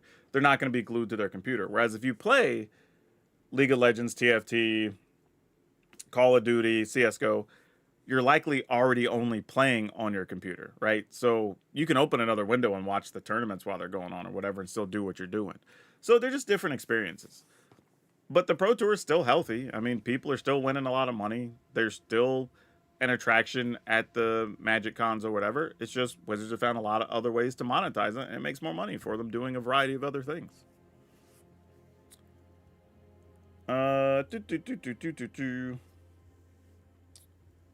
Like, Fire Design was bad for breaking stuff, but, like, VV might have been ban or balance issue. It was a chunk of the meta, like what Jace was, a ban. Yeah, I don't know. I think people come back to Fire Design too much. Like, Fire Design has always been a thing. They just gave a name to it, and now everybody uses that for everything. Like, it's just a thing, right? Like, you want them to push cards. We need to see where the line is, and they need to try things. Sometimes things will just push too hard, or sometimes things will break. Granted, again, VV just looks absurd and, like, don't know how it happened, but, Nadu happened. Whatever. Sometimes they just didn't find the best thing for it. Maybe it didn't break their playtest groups or whatever.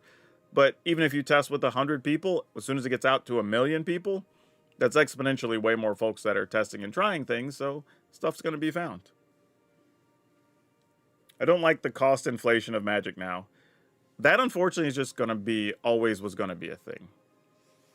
And I will say this for Magic, is while there are expensive things, the cheap things also exist, right? In Final Fantasy, yeah, you might want the, whatever it is now, the like $150, $200 version of Kefka or whatever. But also like a $5, $8 version of Kefka exists as well, right? So if you want the normal regular versions, those aren't really any different than how Magic kind of has been, right? People forget we had $50 Planeswalkers and $100 Termagoyfs and stuff like that were standard legal, right? Like, these were things that existed. So this isn't even like a current thing. It's just good cards are good, bad cards are bad. Good cards are going to cost a lot. Bad cards are going to cost very little. Now, does it suck if you want to get, say, a booster box of Final Fantasy or soon Avatar or Spider-Man? Yeah, if you're trying to get the collector's boosters, like that sucks, right? Because you're going to have to pay a lot of money because you have a bunch of people coming in that want to buy it. And by the way, I almost did a video on this, and I probably still should, but it's not just speculators. People keep saying, oh, all these speculators. Like, that's part of it, but the reality is go ask your local game store. Speculators aren't walking in buying Magic from your local game store at the prices they have to sell it at because they're not going to make enough money flipping that. They're selling it to just people. And the good part is that these new products in the universe of Beyond, and hell, just Magic in general, has been doing a ton of things to bring new people in. We see it at the conventions. We see it at the local store level. Literally right now, the biggest problem retailers have is, how do I get more Magic? That's the constant thing I'm seeing from so many of them. It's not, oh, I'm stuck with all these products and whatever. Like, they're literally selling damn near everything. So Magic's doing well right now. The other side of that, though, is when you bring a lot of people in, supply demand is always going to be an issue, right? So some of the good cards are going to be more expensive and whatnot. The other side of that, though, is your stuff has more value longer because there's more people who desire it, right? So while you would like stuff to be cheaper, which I understand, we all would, the other side of it is, at least when you get stuff or trade for things that are good, they're going to hold their value longer, and that's a positive. But that's just the nature of a bunch of people coming in to our circle now, right? Can't really avoid that.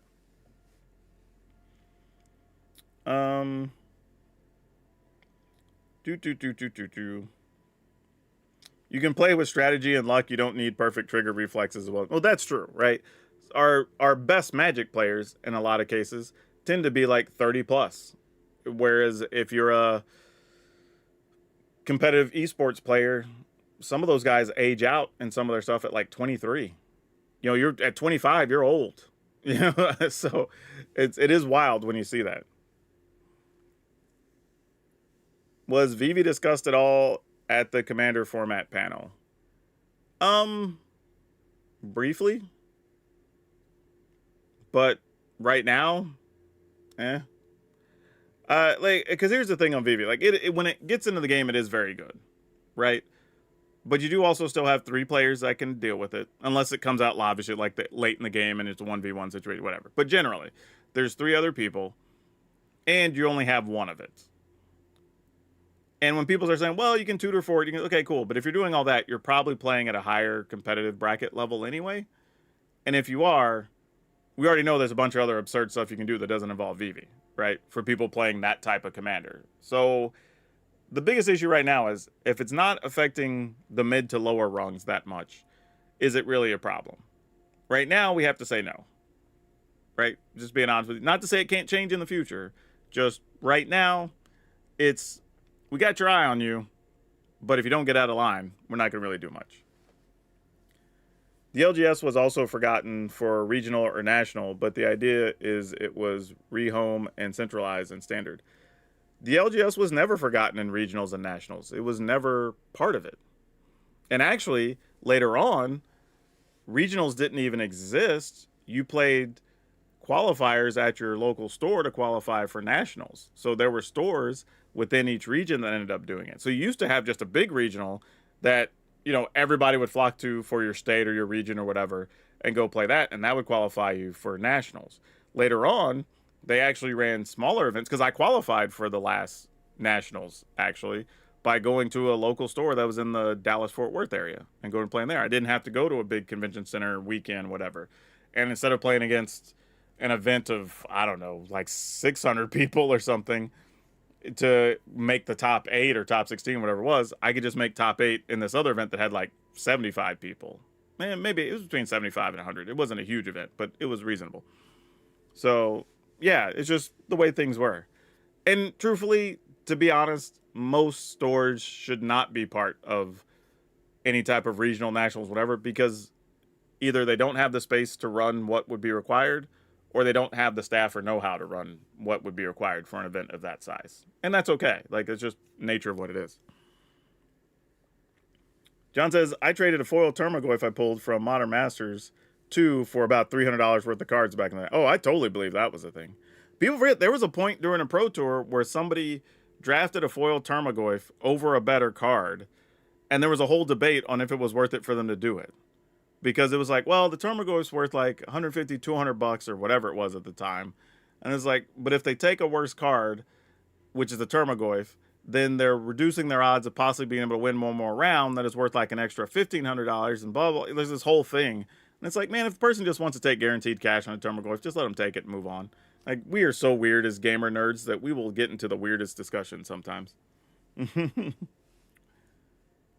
Termagoyf's not worth a whole lot now. It has definitely come down since it's had multiple reprints. Card like VV does escape the playtesting, but some might be an E-ban due to the meta share. Now standard is 3 years. And yeah, I don't think we're gonna have a lot of stuff that gets emergency banned. I mean, honestly, I was okay with the last round of bannings because it's like basically just reset standard, right? We're gonna add a new set in. It's rotation time. Let's just kind of wipe the slate clean and we just get a whole new standard going. I don't care if they do that again in December 26th as we go to the next rotation in January 21 or 27. I'm okay with that. We got to play with the cards for, hell, 2 years before that or whatever. Like, it's okay if we don't get them for the last year. I'm fine. Do I think they'll ever bring other formats to Arena like Pauper? Maybe. I don't know. It's not impossible. I'll never say never. I mean, I don't see, like, could they? Yes. Does I guess here's the problem. Like, Pauper doesn't have as much of value on Arena as it does in paper. Right? Pauper exists in paper because it's can be much more difficult for people to get the cards they need to play some of the decks they want to play, right? At least that's the premise as to why Pauper exists. But we're already reaching the point where some Pauper cards have reached, $5, $10, $15 commons, which then led to people trying to create, what's the other format? Penny Dreadful, where you can't play anything over, what is it, like 25 cents or something or whatever.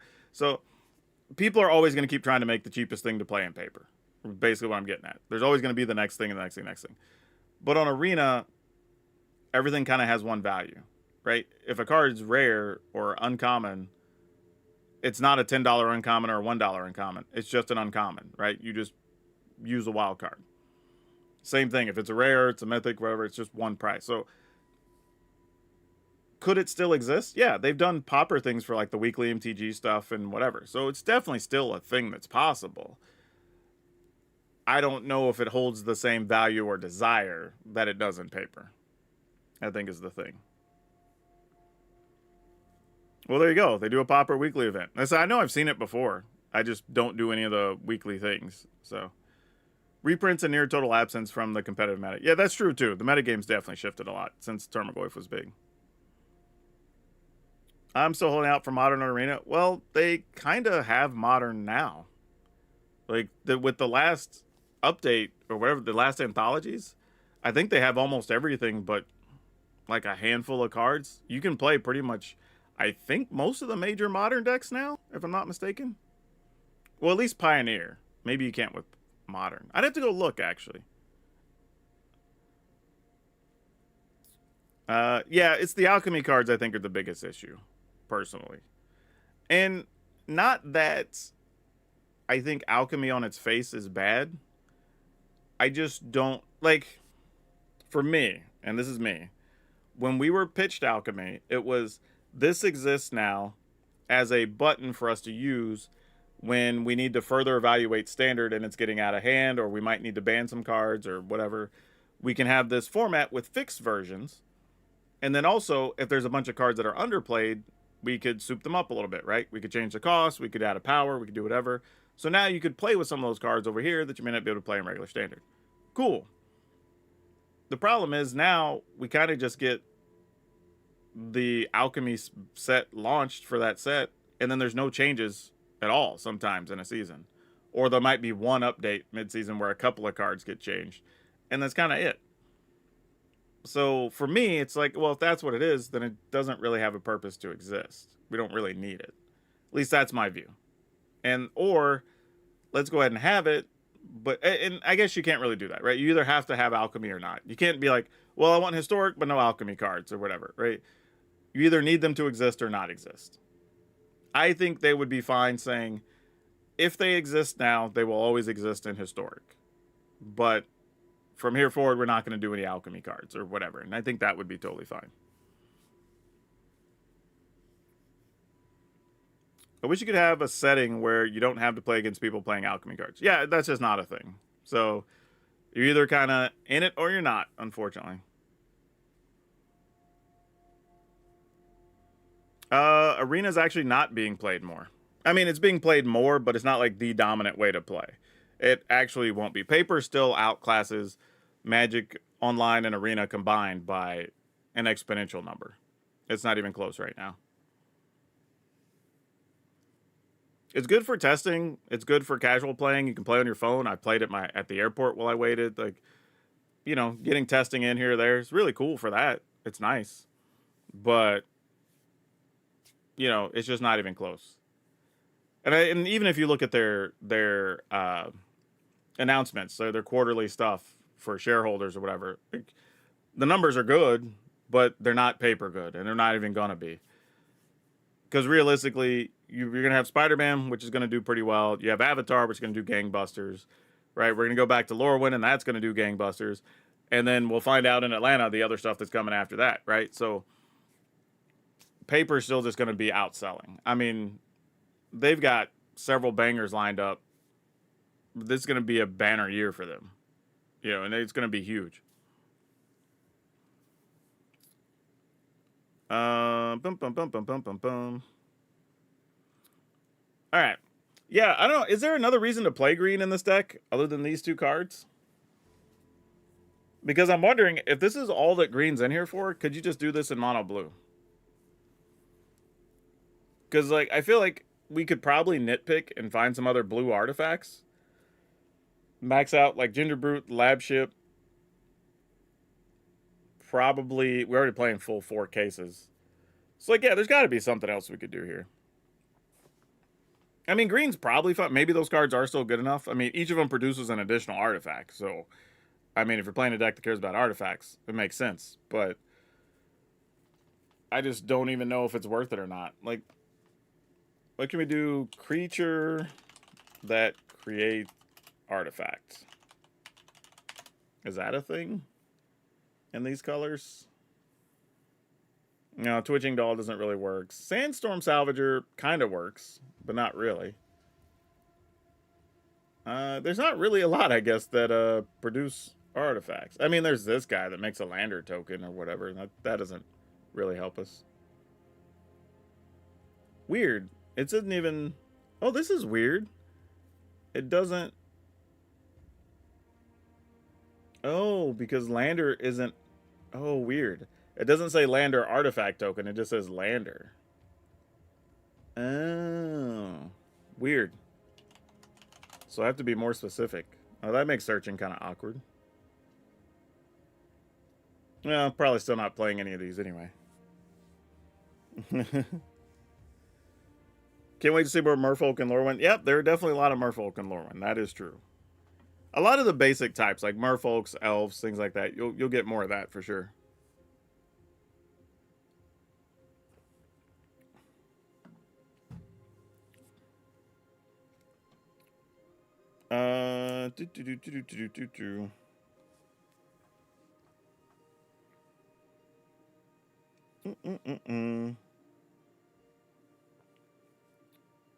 Nice token, or is it just another thing that... I was mostly just looking for things that create other artifacts, right? If we were going to include them in this. Because there are blue-green lands that, obviously, we just showed that, like, you can justify that. And you can use Glyph and the case to turn stuff into creatures, as well as the lab ship. So that's kind of cool. What does lab ship cost? Like 9? That's actually not terrible. You can get that fairly easy, I guess. Favorite card from Spider-Man. I don't know. I'll make up one.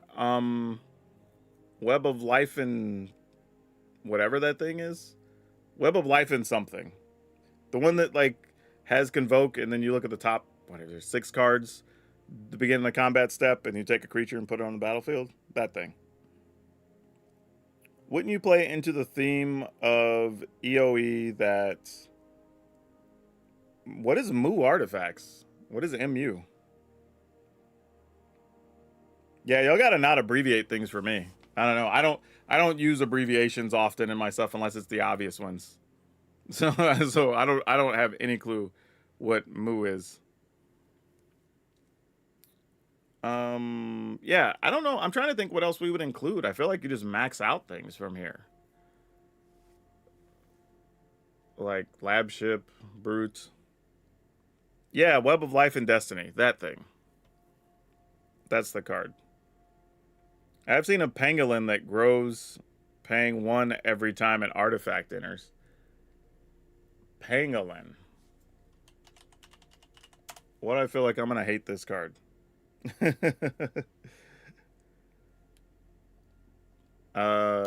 that not how you spell that? Okay, well, whatever it is, it's not showing up. The green card that cheats and cheat out enchantment. I can't wait to throw in a smuggler's deck. I don't know if you would play that in a Smuggler Surprise deck. Like, Smuggler Surprise needs more mana and things. The web needs you to have creatures. In Smuggler Surprise decks, you tend to not have a lot of creatures, and then you just have them all at once to try to kill them. So, they're cards that kind of want very different things. Like, the Web of Life and Destiny, you could play a couple of mana creatures, make a couple tokens, boom, play your big enchantment, and now you're just getting free creatures. Right? That wouldn't really work in a Smuggler Surprise deck because you would want fewer of those small things. You just want ramp things and then your big things. So yeah, probably not the same. Oh, mono blue. Is that what we're trying to say? That would make sense. Also, how do I become a member? I'm on mobile and I don't see the option. Let me go to my channel. But it should be a thing that just says join. There's usually just a button. But let me go check and see what I see so I can tell you. Let's go to... Oh, let's get that out of the way. Notifications trying to come in because I just opened my phone. All right, let's go here. Let's see. On my channel... Oops. There is... Actually, if you go to a video... I have to close the chat there. Oh, I'm actually... That was weird. Inception. I was looking at the live stream while I'm talking to y'all. That's weird. I was like, what's going on here? All right. So you should see... Oh, did they not have a join button on there on mobile? That's weird. It was there before. Then maybe, I don't know, maybe you can't join from mobile. That's weird. Apparently other people have, so I don't know how that happened, but apparently, because yeah, I don't see it on mine, but also I don't even see a hype button or whatever. So there's a lot of things that apparently I don't have on mine. Or actually, I just realized that I probably can't see that on mine. Oh no, actually, never mind. I see it. So if you're on a video, weird as it is, you can expand. Actually, close the chat, and then you can scroll further down, and there's a thing that shows channel members, and then you can join. Or actually, I guess you have to go to the channel, but there's a thing that shows like the row of channel members, and then you can click that, and it gives you the option to join. I don't know if I can show that, like. But yeah, on my channel, I'll put this up here. Maybe I'll just do it on a bigger screen here for a second, so everybody who's on mobile can see it. Here. All right. Yeah, cool. So here, I just scrolled down, and then there's... I'm just at the thing that's actually on my channel, where it says, like, my banner, and it says Power Dragon, whatever. And then there's a row here that shows our members. And then on the side, there's a blue thing that says Join, and you can click that. So it's there. It's just not in the same obvious spot it is on desktop. Probably because UI, they have to find room for it or whatever.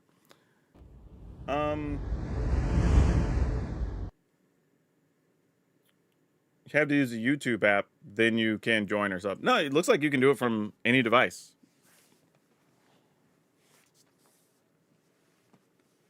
But that's the one thing. The layouts on mobile and desktop are very different for a lot of different reasons. Yeah, I don't know. Maybe this is like as close as this looks. I don't know what else we would add to this. I'm sort of trying to think if there were other spaceships we would play, but I don't think so. Type spacecraft. I mean, there's other spacecraft, but I don't think they do anything for this deck, unfortunately. Because like this lets you draw cards, but then it kind of does nothing otherwise. This one puts a +1/+1 counter on creatures, but it costs 5, so we're never going to do that. This one's pretty good, but we're not trying to do anything with our lands, so that's kind of meh. So yeah, we don't even want those. If anything, I probably just want a couple of counters or something, and that's probably all I'm doing with this. I don't think I would do much. I might cut like Surge Injure and maybe one of something else. Oh, that's true too. Subscribing... It'll ask you to subscribe before you join or whatever. That is true. Yeah, I don't even know. Nutrient block. Is that too many? Maybe not. I think if we're playing a full set of Case and a full set of Zoetic Glyphs, that's more chances to turn this into something relevant. No, this deck doesn't really care about station. Like, you'll station this just because sometimes it's convenient, and then you'll just have a 4/4 just kind of through the regular actions of playing the turn, but we don't really care about stationing. In this deck, stationing is a thing that will happen just because, but it's nothing that we are aiming to do. if that makes sense. Yeah, I feel like I want to cut something else and just play like 2 counters of some kind. I just don't even know what those counters would be just yet.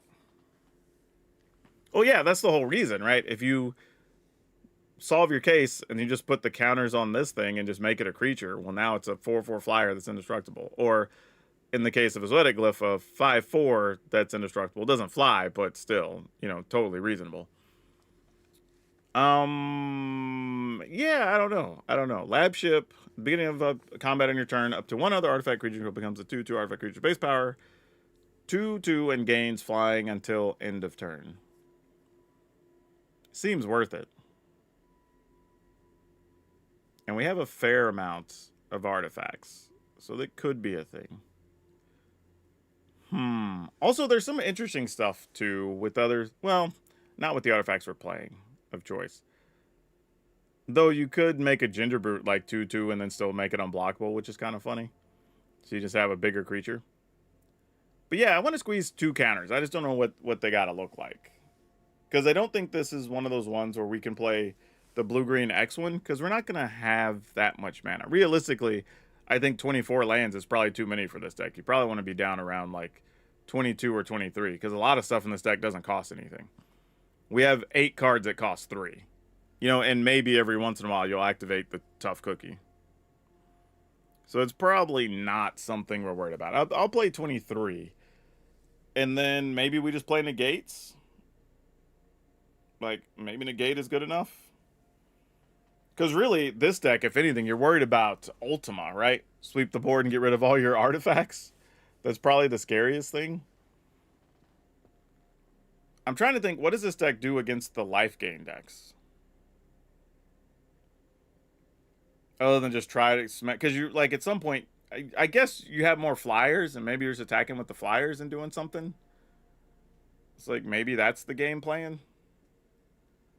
Because otherwise, like this deck does not do much against that. So that's probably one where you just lose that matchup. But the other decks you might be able to outrace, or be able to go toe to toe body wise with them. Might be a thing.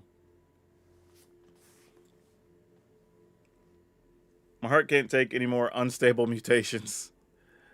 That's fair. People forgot Unstable Mutation was part of some serious tournament decks back in the day. Like, that was a real card. But yeah, maybe we just play a couple of negate. Maybe that just makes the cut. Are there any sweet negates that are worth playing with? What is the coolest looking negate? I mean, there's this, obviously. But that's almost kind of too weird. Maybe go with this weird person. Actually, this is kind of cool with the merfolk in it. Let's do that. All right. And then that's probably the pile. Obviously, we got to switch lands, but... Add blue bounce spell to beat life gain. I don't even know if that does, though. Like, you can reset, like, one of their big clerics or a Johnny's Pride Mate or whatever, but I don't know if that does enough. But you can't get the membership thing to work. Save my life immobile. Sorry, I don't know what else to do. I wish I knew, honestly. I don't have a good answer otherwise. Because I think on mine, I just hit the button. Again, I'm assuming you're already subscribed or whatever, so I don't think that should be an issue.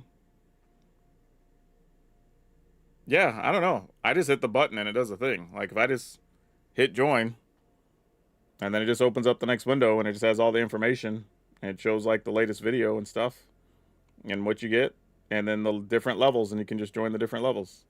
It's like, yeah, I don't know. Mine just shows up.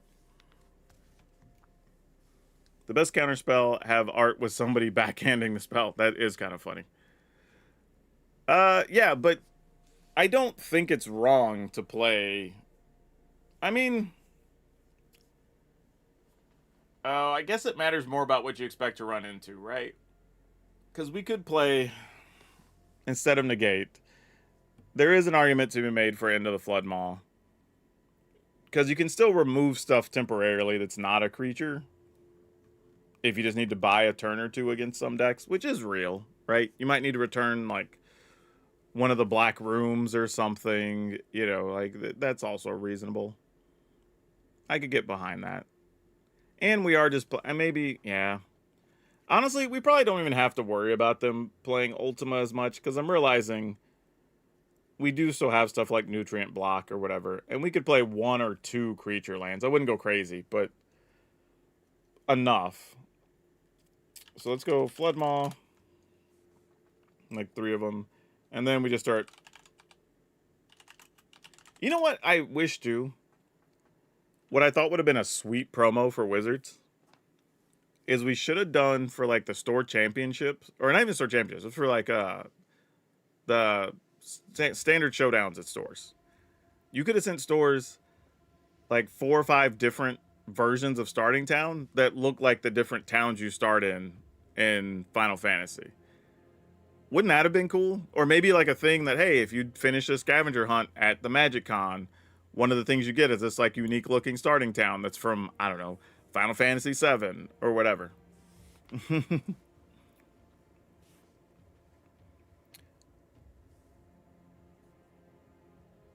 Best of one is definitely maining Ultima. I run into it a couple times. At least I would say about once a night. Average. Some nights it's twice, some nights it's 0. But yeah, that's definitely out there.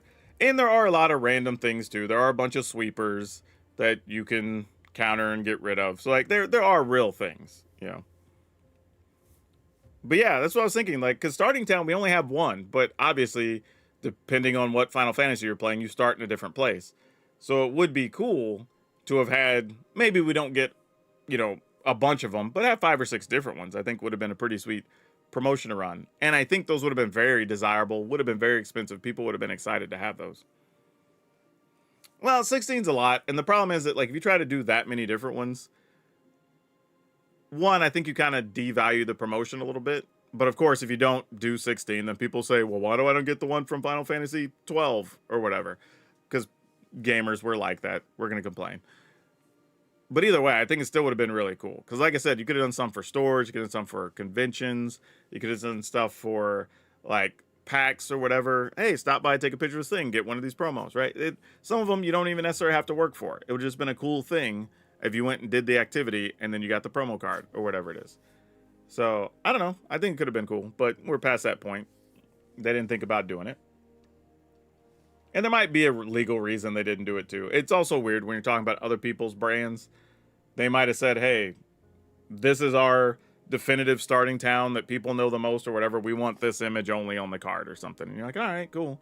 All right, they call the shots. It's their thing. Believe me, I got to work on a Godzilla product that never saw the light of day because of so much stuff that went on with how much control they wanted over things or whatever, and it just ended up killing the project, unfortunately. We had a sweet idea going too. I thought it was going to be pretty fun, but the world will never know. It's not going to be a thing, which is sad. But it happens with a lot of stuff like that, especially a lot of the Japanese brands are very protective of their licenses and stuff. So it's not uncommon to hear those kinds of stories. So that should still leave us 23 lands, 16 creatures, but technically we have Schooner and Filch Falcon or whatever. So like, yeah, if I were going to do Simic Cookies, it probably starts out looking something like this, if I were just guessing. Could have done it as a pre-release promo. Yeah, you could have done one of them that way. That would have been fun. Would have just been an odd later on for special promos. Then again, I'm a weirdo that like niche promos and versions. I'm of the era I prefer certain cards over others. Oh, that's fair, you know. I just think it was an opportunity to, for me, I look at it, if I was still at Wizards and I knew the project was coming up, like, I would have said, like, hey, there's an opportunity here that we can have an easy, like, literally your whole season's worth of promos could have been some version of Starting Town if you wanted to be that crazy about it. You know what I mean? Come to your standard showdown for, I don't know, 5 weeks or 6 weeks. Here's 6 of them. Show up at MagicCon Vegas. Here's another one. Show up at PAX West, here's another one. Do this thing at whatever event, we have this available. If you participate in your store championships at the end of the season, there's a different one, right? Like, there could have been all kinds of stuff. Hell, you could have done a partner one, right? One's an insert in a action figure or whatever, comic book, whatever you want it to be, right? Could have done so many different things with it. Yeah, but the thing is, I think most of the time the promo variants are not different enough or desirable enough that people care. Like, people wanted the ampersands one because nobody during the pandemic was really looking for those, and then when they realized what they were, and they realized how rare they were, all of a sudden they spiked and just went bananas, right? So now they're all, even the low-end ones are worth like $30 or something, I think. But it's not that people necessarily want it. It's more just like, it's rare, so I'm going to try to get one. Whereas I think if you'd have done it with Starting Towns, people would have actually wanted to get a playset of their favorite one from that Final Fantasy because they want to use that in their decks, right? That's a whole different thing. See you later, Livewire. Has anyone ever sold their promo cards? Yeah, lots of times. Like, people buy and sell and trade promos all the time. Like, they just have a different value on them. Some are worth more, some are worth less. Some stores value the, like, pre-release stamped ones more. It just kind of depends. But yeah, people buy, sell, trade promos all the time. That's very common. But yeah, I don't know. Maybe I'll goof around with this. Maybe this will be one of the next couple videos. We'll run out some Simic cookies and see how this does. Because I haven't played this in ages. I couldn't even tell you what I expect this deck to do. But the fun part is, it does have a little bit of life gain, right? Because you can sacrifice Ginger Brutes and Tough Cookies against the aggro decks. You can survive some sweepers, because you do have stuff like Subterranean Schooner, and you can turn Nutrient Block into a thing. Also, technically, if you never turn your lab ship into a creature, it can just keep turning other stuff into creatures until end of turn. So you don't have to worry about sweepers as much. The only one really you're worried about is, again, if your opponent hits you with like an Ultima. That sucks, but that's just kind of the nature you run into with a deck like this, I think. Luke says, I really like the promos reward players. I like that promos reward players who were there for their events. It's a way to allow players to have a cool collectible without making the base version super expensive like the reserve list does. Yeah, the reserve list isn't so much expensive. Like, the reserve list is just a weird situation. There's a lot of weird shoulda, woulda, coulda, potential legalese, possibly not legalese. Like, weird promises that are outdated. Like, the way we engage with the game is different. And we're also in a world where only a handful of people that I've run into really don't want those reprinted. There's a very large number of people that do want to see a bunch of those reprinted. Even people I know who own some of them. Now, don't get me wrong. I think if you have the, like, graded 9 or better Lotus that's worth a couple $100,000, like, that's a big deal. Right? And you don't want to see the value of that come down. So I get why some of those people might not want that to happen. Though I do have a belief also that some of those would stay high in value. Right? We've seen the golden chocobos selling for as high as 80K or something. I think the low end for those is like 40K right now. And there's 77 of those, and there's also regular chocobos. So I don't know. I don't know what that would do. It's all speculative, though.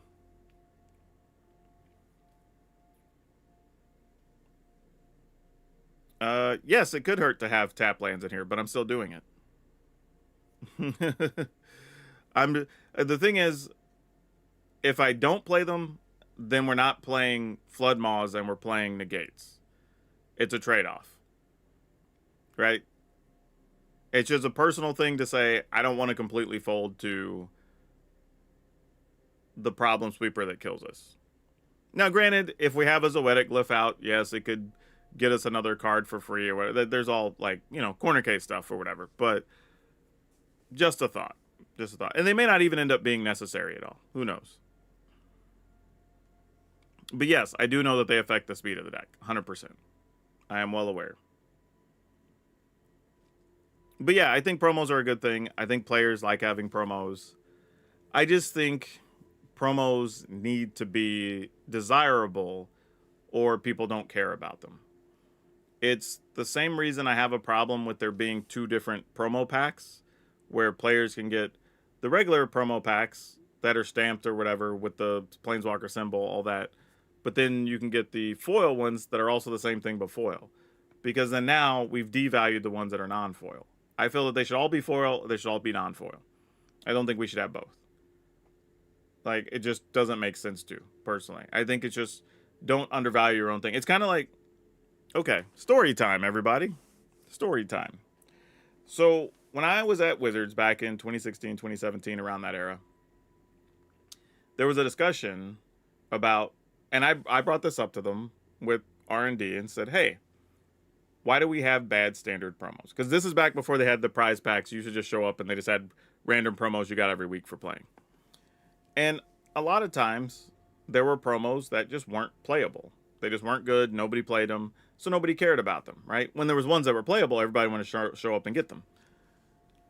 And one of the things I found out is that part of the reason is R&D does their testing and they have to speculate on what is actually going to be playable so they can commission artwork for those promo cards. Now, granted, things have changed and I'm talking about the process at the time. So because of that, they have to do like their normal cycle where you have to commission art a year and a half to 2 years in advance and blah, blah, blah, and all this stuff. So everything's ready to go, printed, boom, right? So sometimes that led to cards just not being good. And I was asking, like, why was this a promo? Was there something y'all were expecting to be or whatever? And sometimes the metagame just falls away that certain cards don't ever get to do a thing. So Chris Tulloch, credit to him, he backed a lot of things I talked about while I was there. And we ended up talking with R&D and making a whole deal. And they said, okay, let us think about it. And then that's why they came back with, hey, what if we just did a different frame for the promo stuff and or stamp them or whatever so we can still have a better card. We just put a different treatment on it. Because once you've already commissioned art for the regular version, you can wait up until, say, like the week before stuff goes to the printers to make whatever you need, slap the proper frame on it, whatever, with the card art behind it or whatever, so you still have the unique card. So people still want it. But, like, let's say we decide, I don't know, I'm trying to think of a card. But, you know, Into the Flood Maw, right, would probably make a sweet promo because people playing a bunch of stuff. If they're, as we get closer to the release, if they realize that, it's like, oh, hey, we think this card might actually be better than this other card we want to do. Boom, let's go slap the new treatment on it. So that's how we started getting new treatments and stuff as we moved into having those promo packs and whatnot. And we didn't have bad F&M promos anymore. So, yeah, that's I said, story time, a little bit of a long-winded way to say, like, hey, I was responsible for a lot of fun things when I was at Wizards, and that was one of them. But yeah, all right. So here's what we're going to do, y'all. I'm going to hop off because I have a video I need to finish editing so y'all can have stuff to watch in a couple of days. And I will probably try to find a way to edit down the stream video of the Ice Climber so we can have that done. And then, yeah, we'll figure things out from there. But yeah, this was fun. We built the deck. We messed around with another deck. We talked about a lot of stuff. We had a lot of good questions in this chat, I have to admit. This was a very active chat with a lot of cool questions. Though I am disappointed for Ornery to not being able to figure out the member thing. That's very disappointing. Hopefully that works out for you. It's very sad. But yeah, so things, action items. Go watch today's video if you haven't watched it already. And then leave a comment related to the video because you're going to want to start doing that every day because every week I'm going to pick a random video and then look at the comments for a video. We're going to randomize, pick a winner, and I'm going to send something to you every week. So that's going to be a fun thing. Also, new merchandise is available. Just below the YouTube video, there's usually a thing that shows all the merch if you want to check all that stuff out. If you want to be a member so you can get your stuff added to the wheel next time, that's a thing that's there as well. It's 99 cents. And the next, like I said, the next request will go out sometime in the next 10 to 12 days because it'd be probably just before the launch of the next set so we can get that all lined up. So yeah, a few different things there just to let everybody know what's going on. Thanks for the story. That's really cool to include. Yeah, I have a lot of weird industry stories like that I was part of. When do you go live? I don't have a set live time. I go live whenever it's convenient. I don't consider myself to necessarily be a streamer by trade. I stream because it's just fun to do and interact with y'all. But I also know I have viewers around the world, so sometimes I stream in the morning, sometimes I stream in the evening, sometimes it's mid-afternoon. I don't keep a set streaming schedule because, again, I have like 6 different things I do. So it's just like, hey, I had time on a Sunday, so let me go ahead and hop on and chat with her. But then this week we got 2 streams. We did another one, what was it, Friday? That we streamed as well. So sometimes it's 2, sometimes it's none, sometimes it's 1, sometimes we stream 3 times in a week. It's just kind of variable. Just kind of depends. So I wish I had a better answer for you, but it's kind of just what works, and it allows me to reach a larger percentage of my viewers at one time. All I can say is keep your notifications on. If you haven't hit the bell, please do that, and it'll at least increase the odds that you'll get dinged whenever I go live. But all right, y'all, I will just say, as always, wherever you are watching or listening, depending if I'm just on in the background for you, good morning, good afternoon, good evening, good night. Please remember to take care of yourselves and your family. Remember to be awesome, and most importantly, right now, because the world's kind of crazy, be awesome to each other. I'll catch you all in the next one.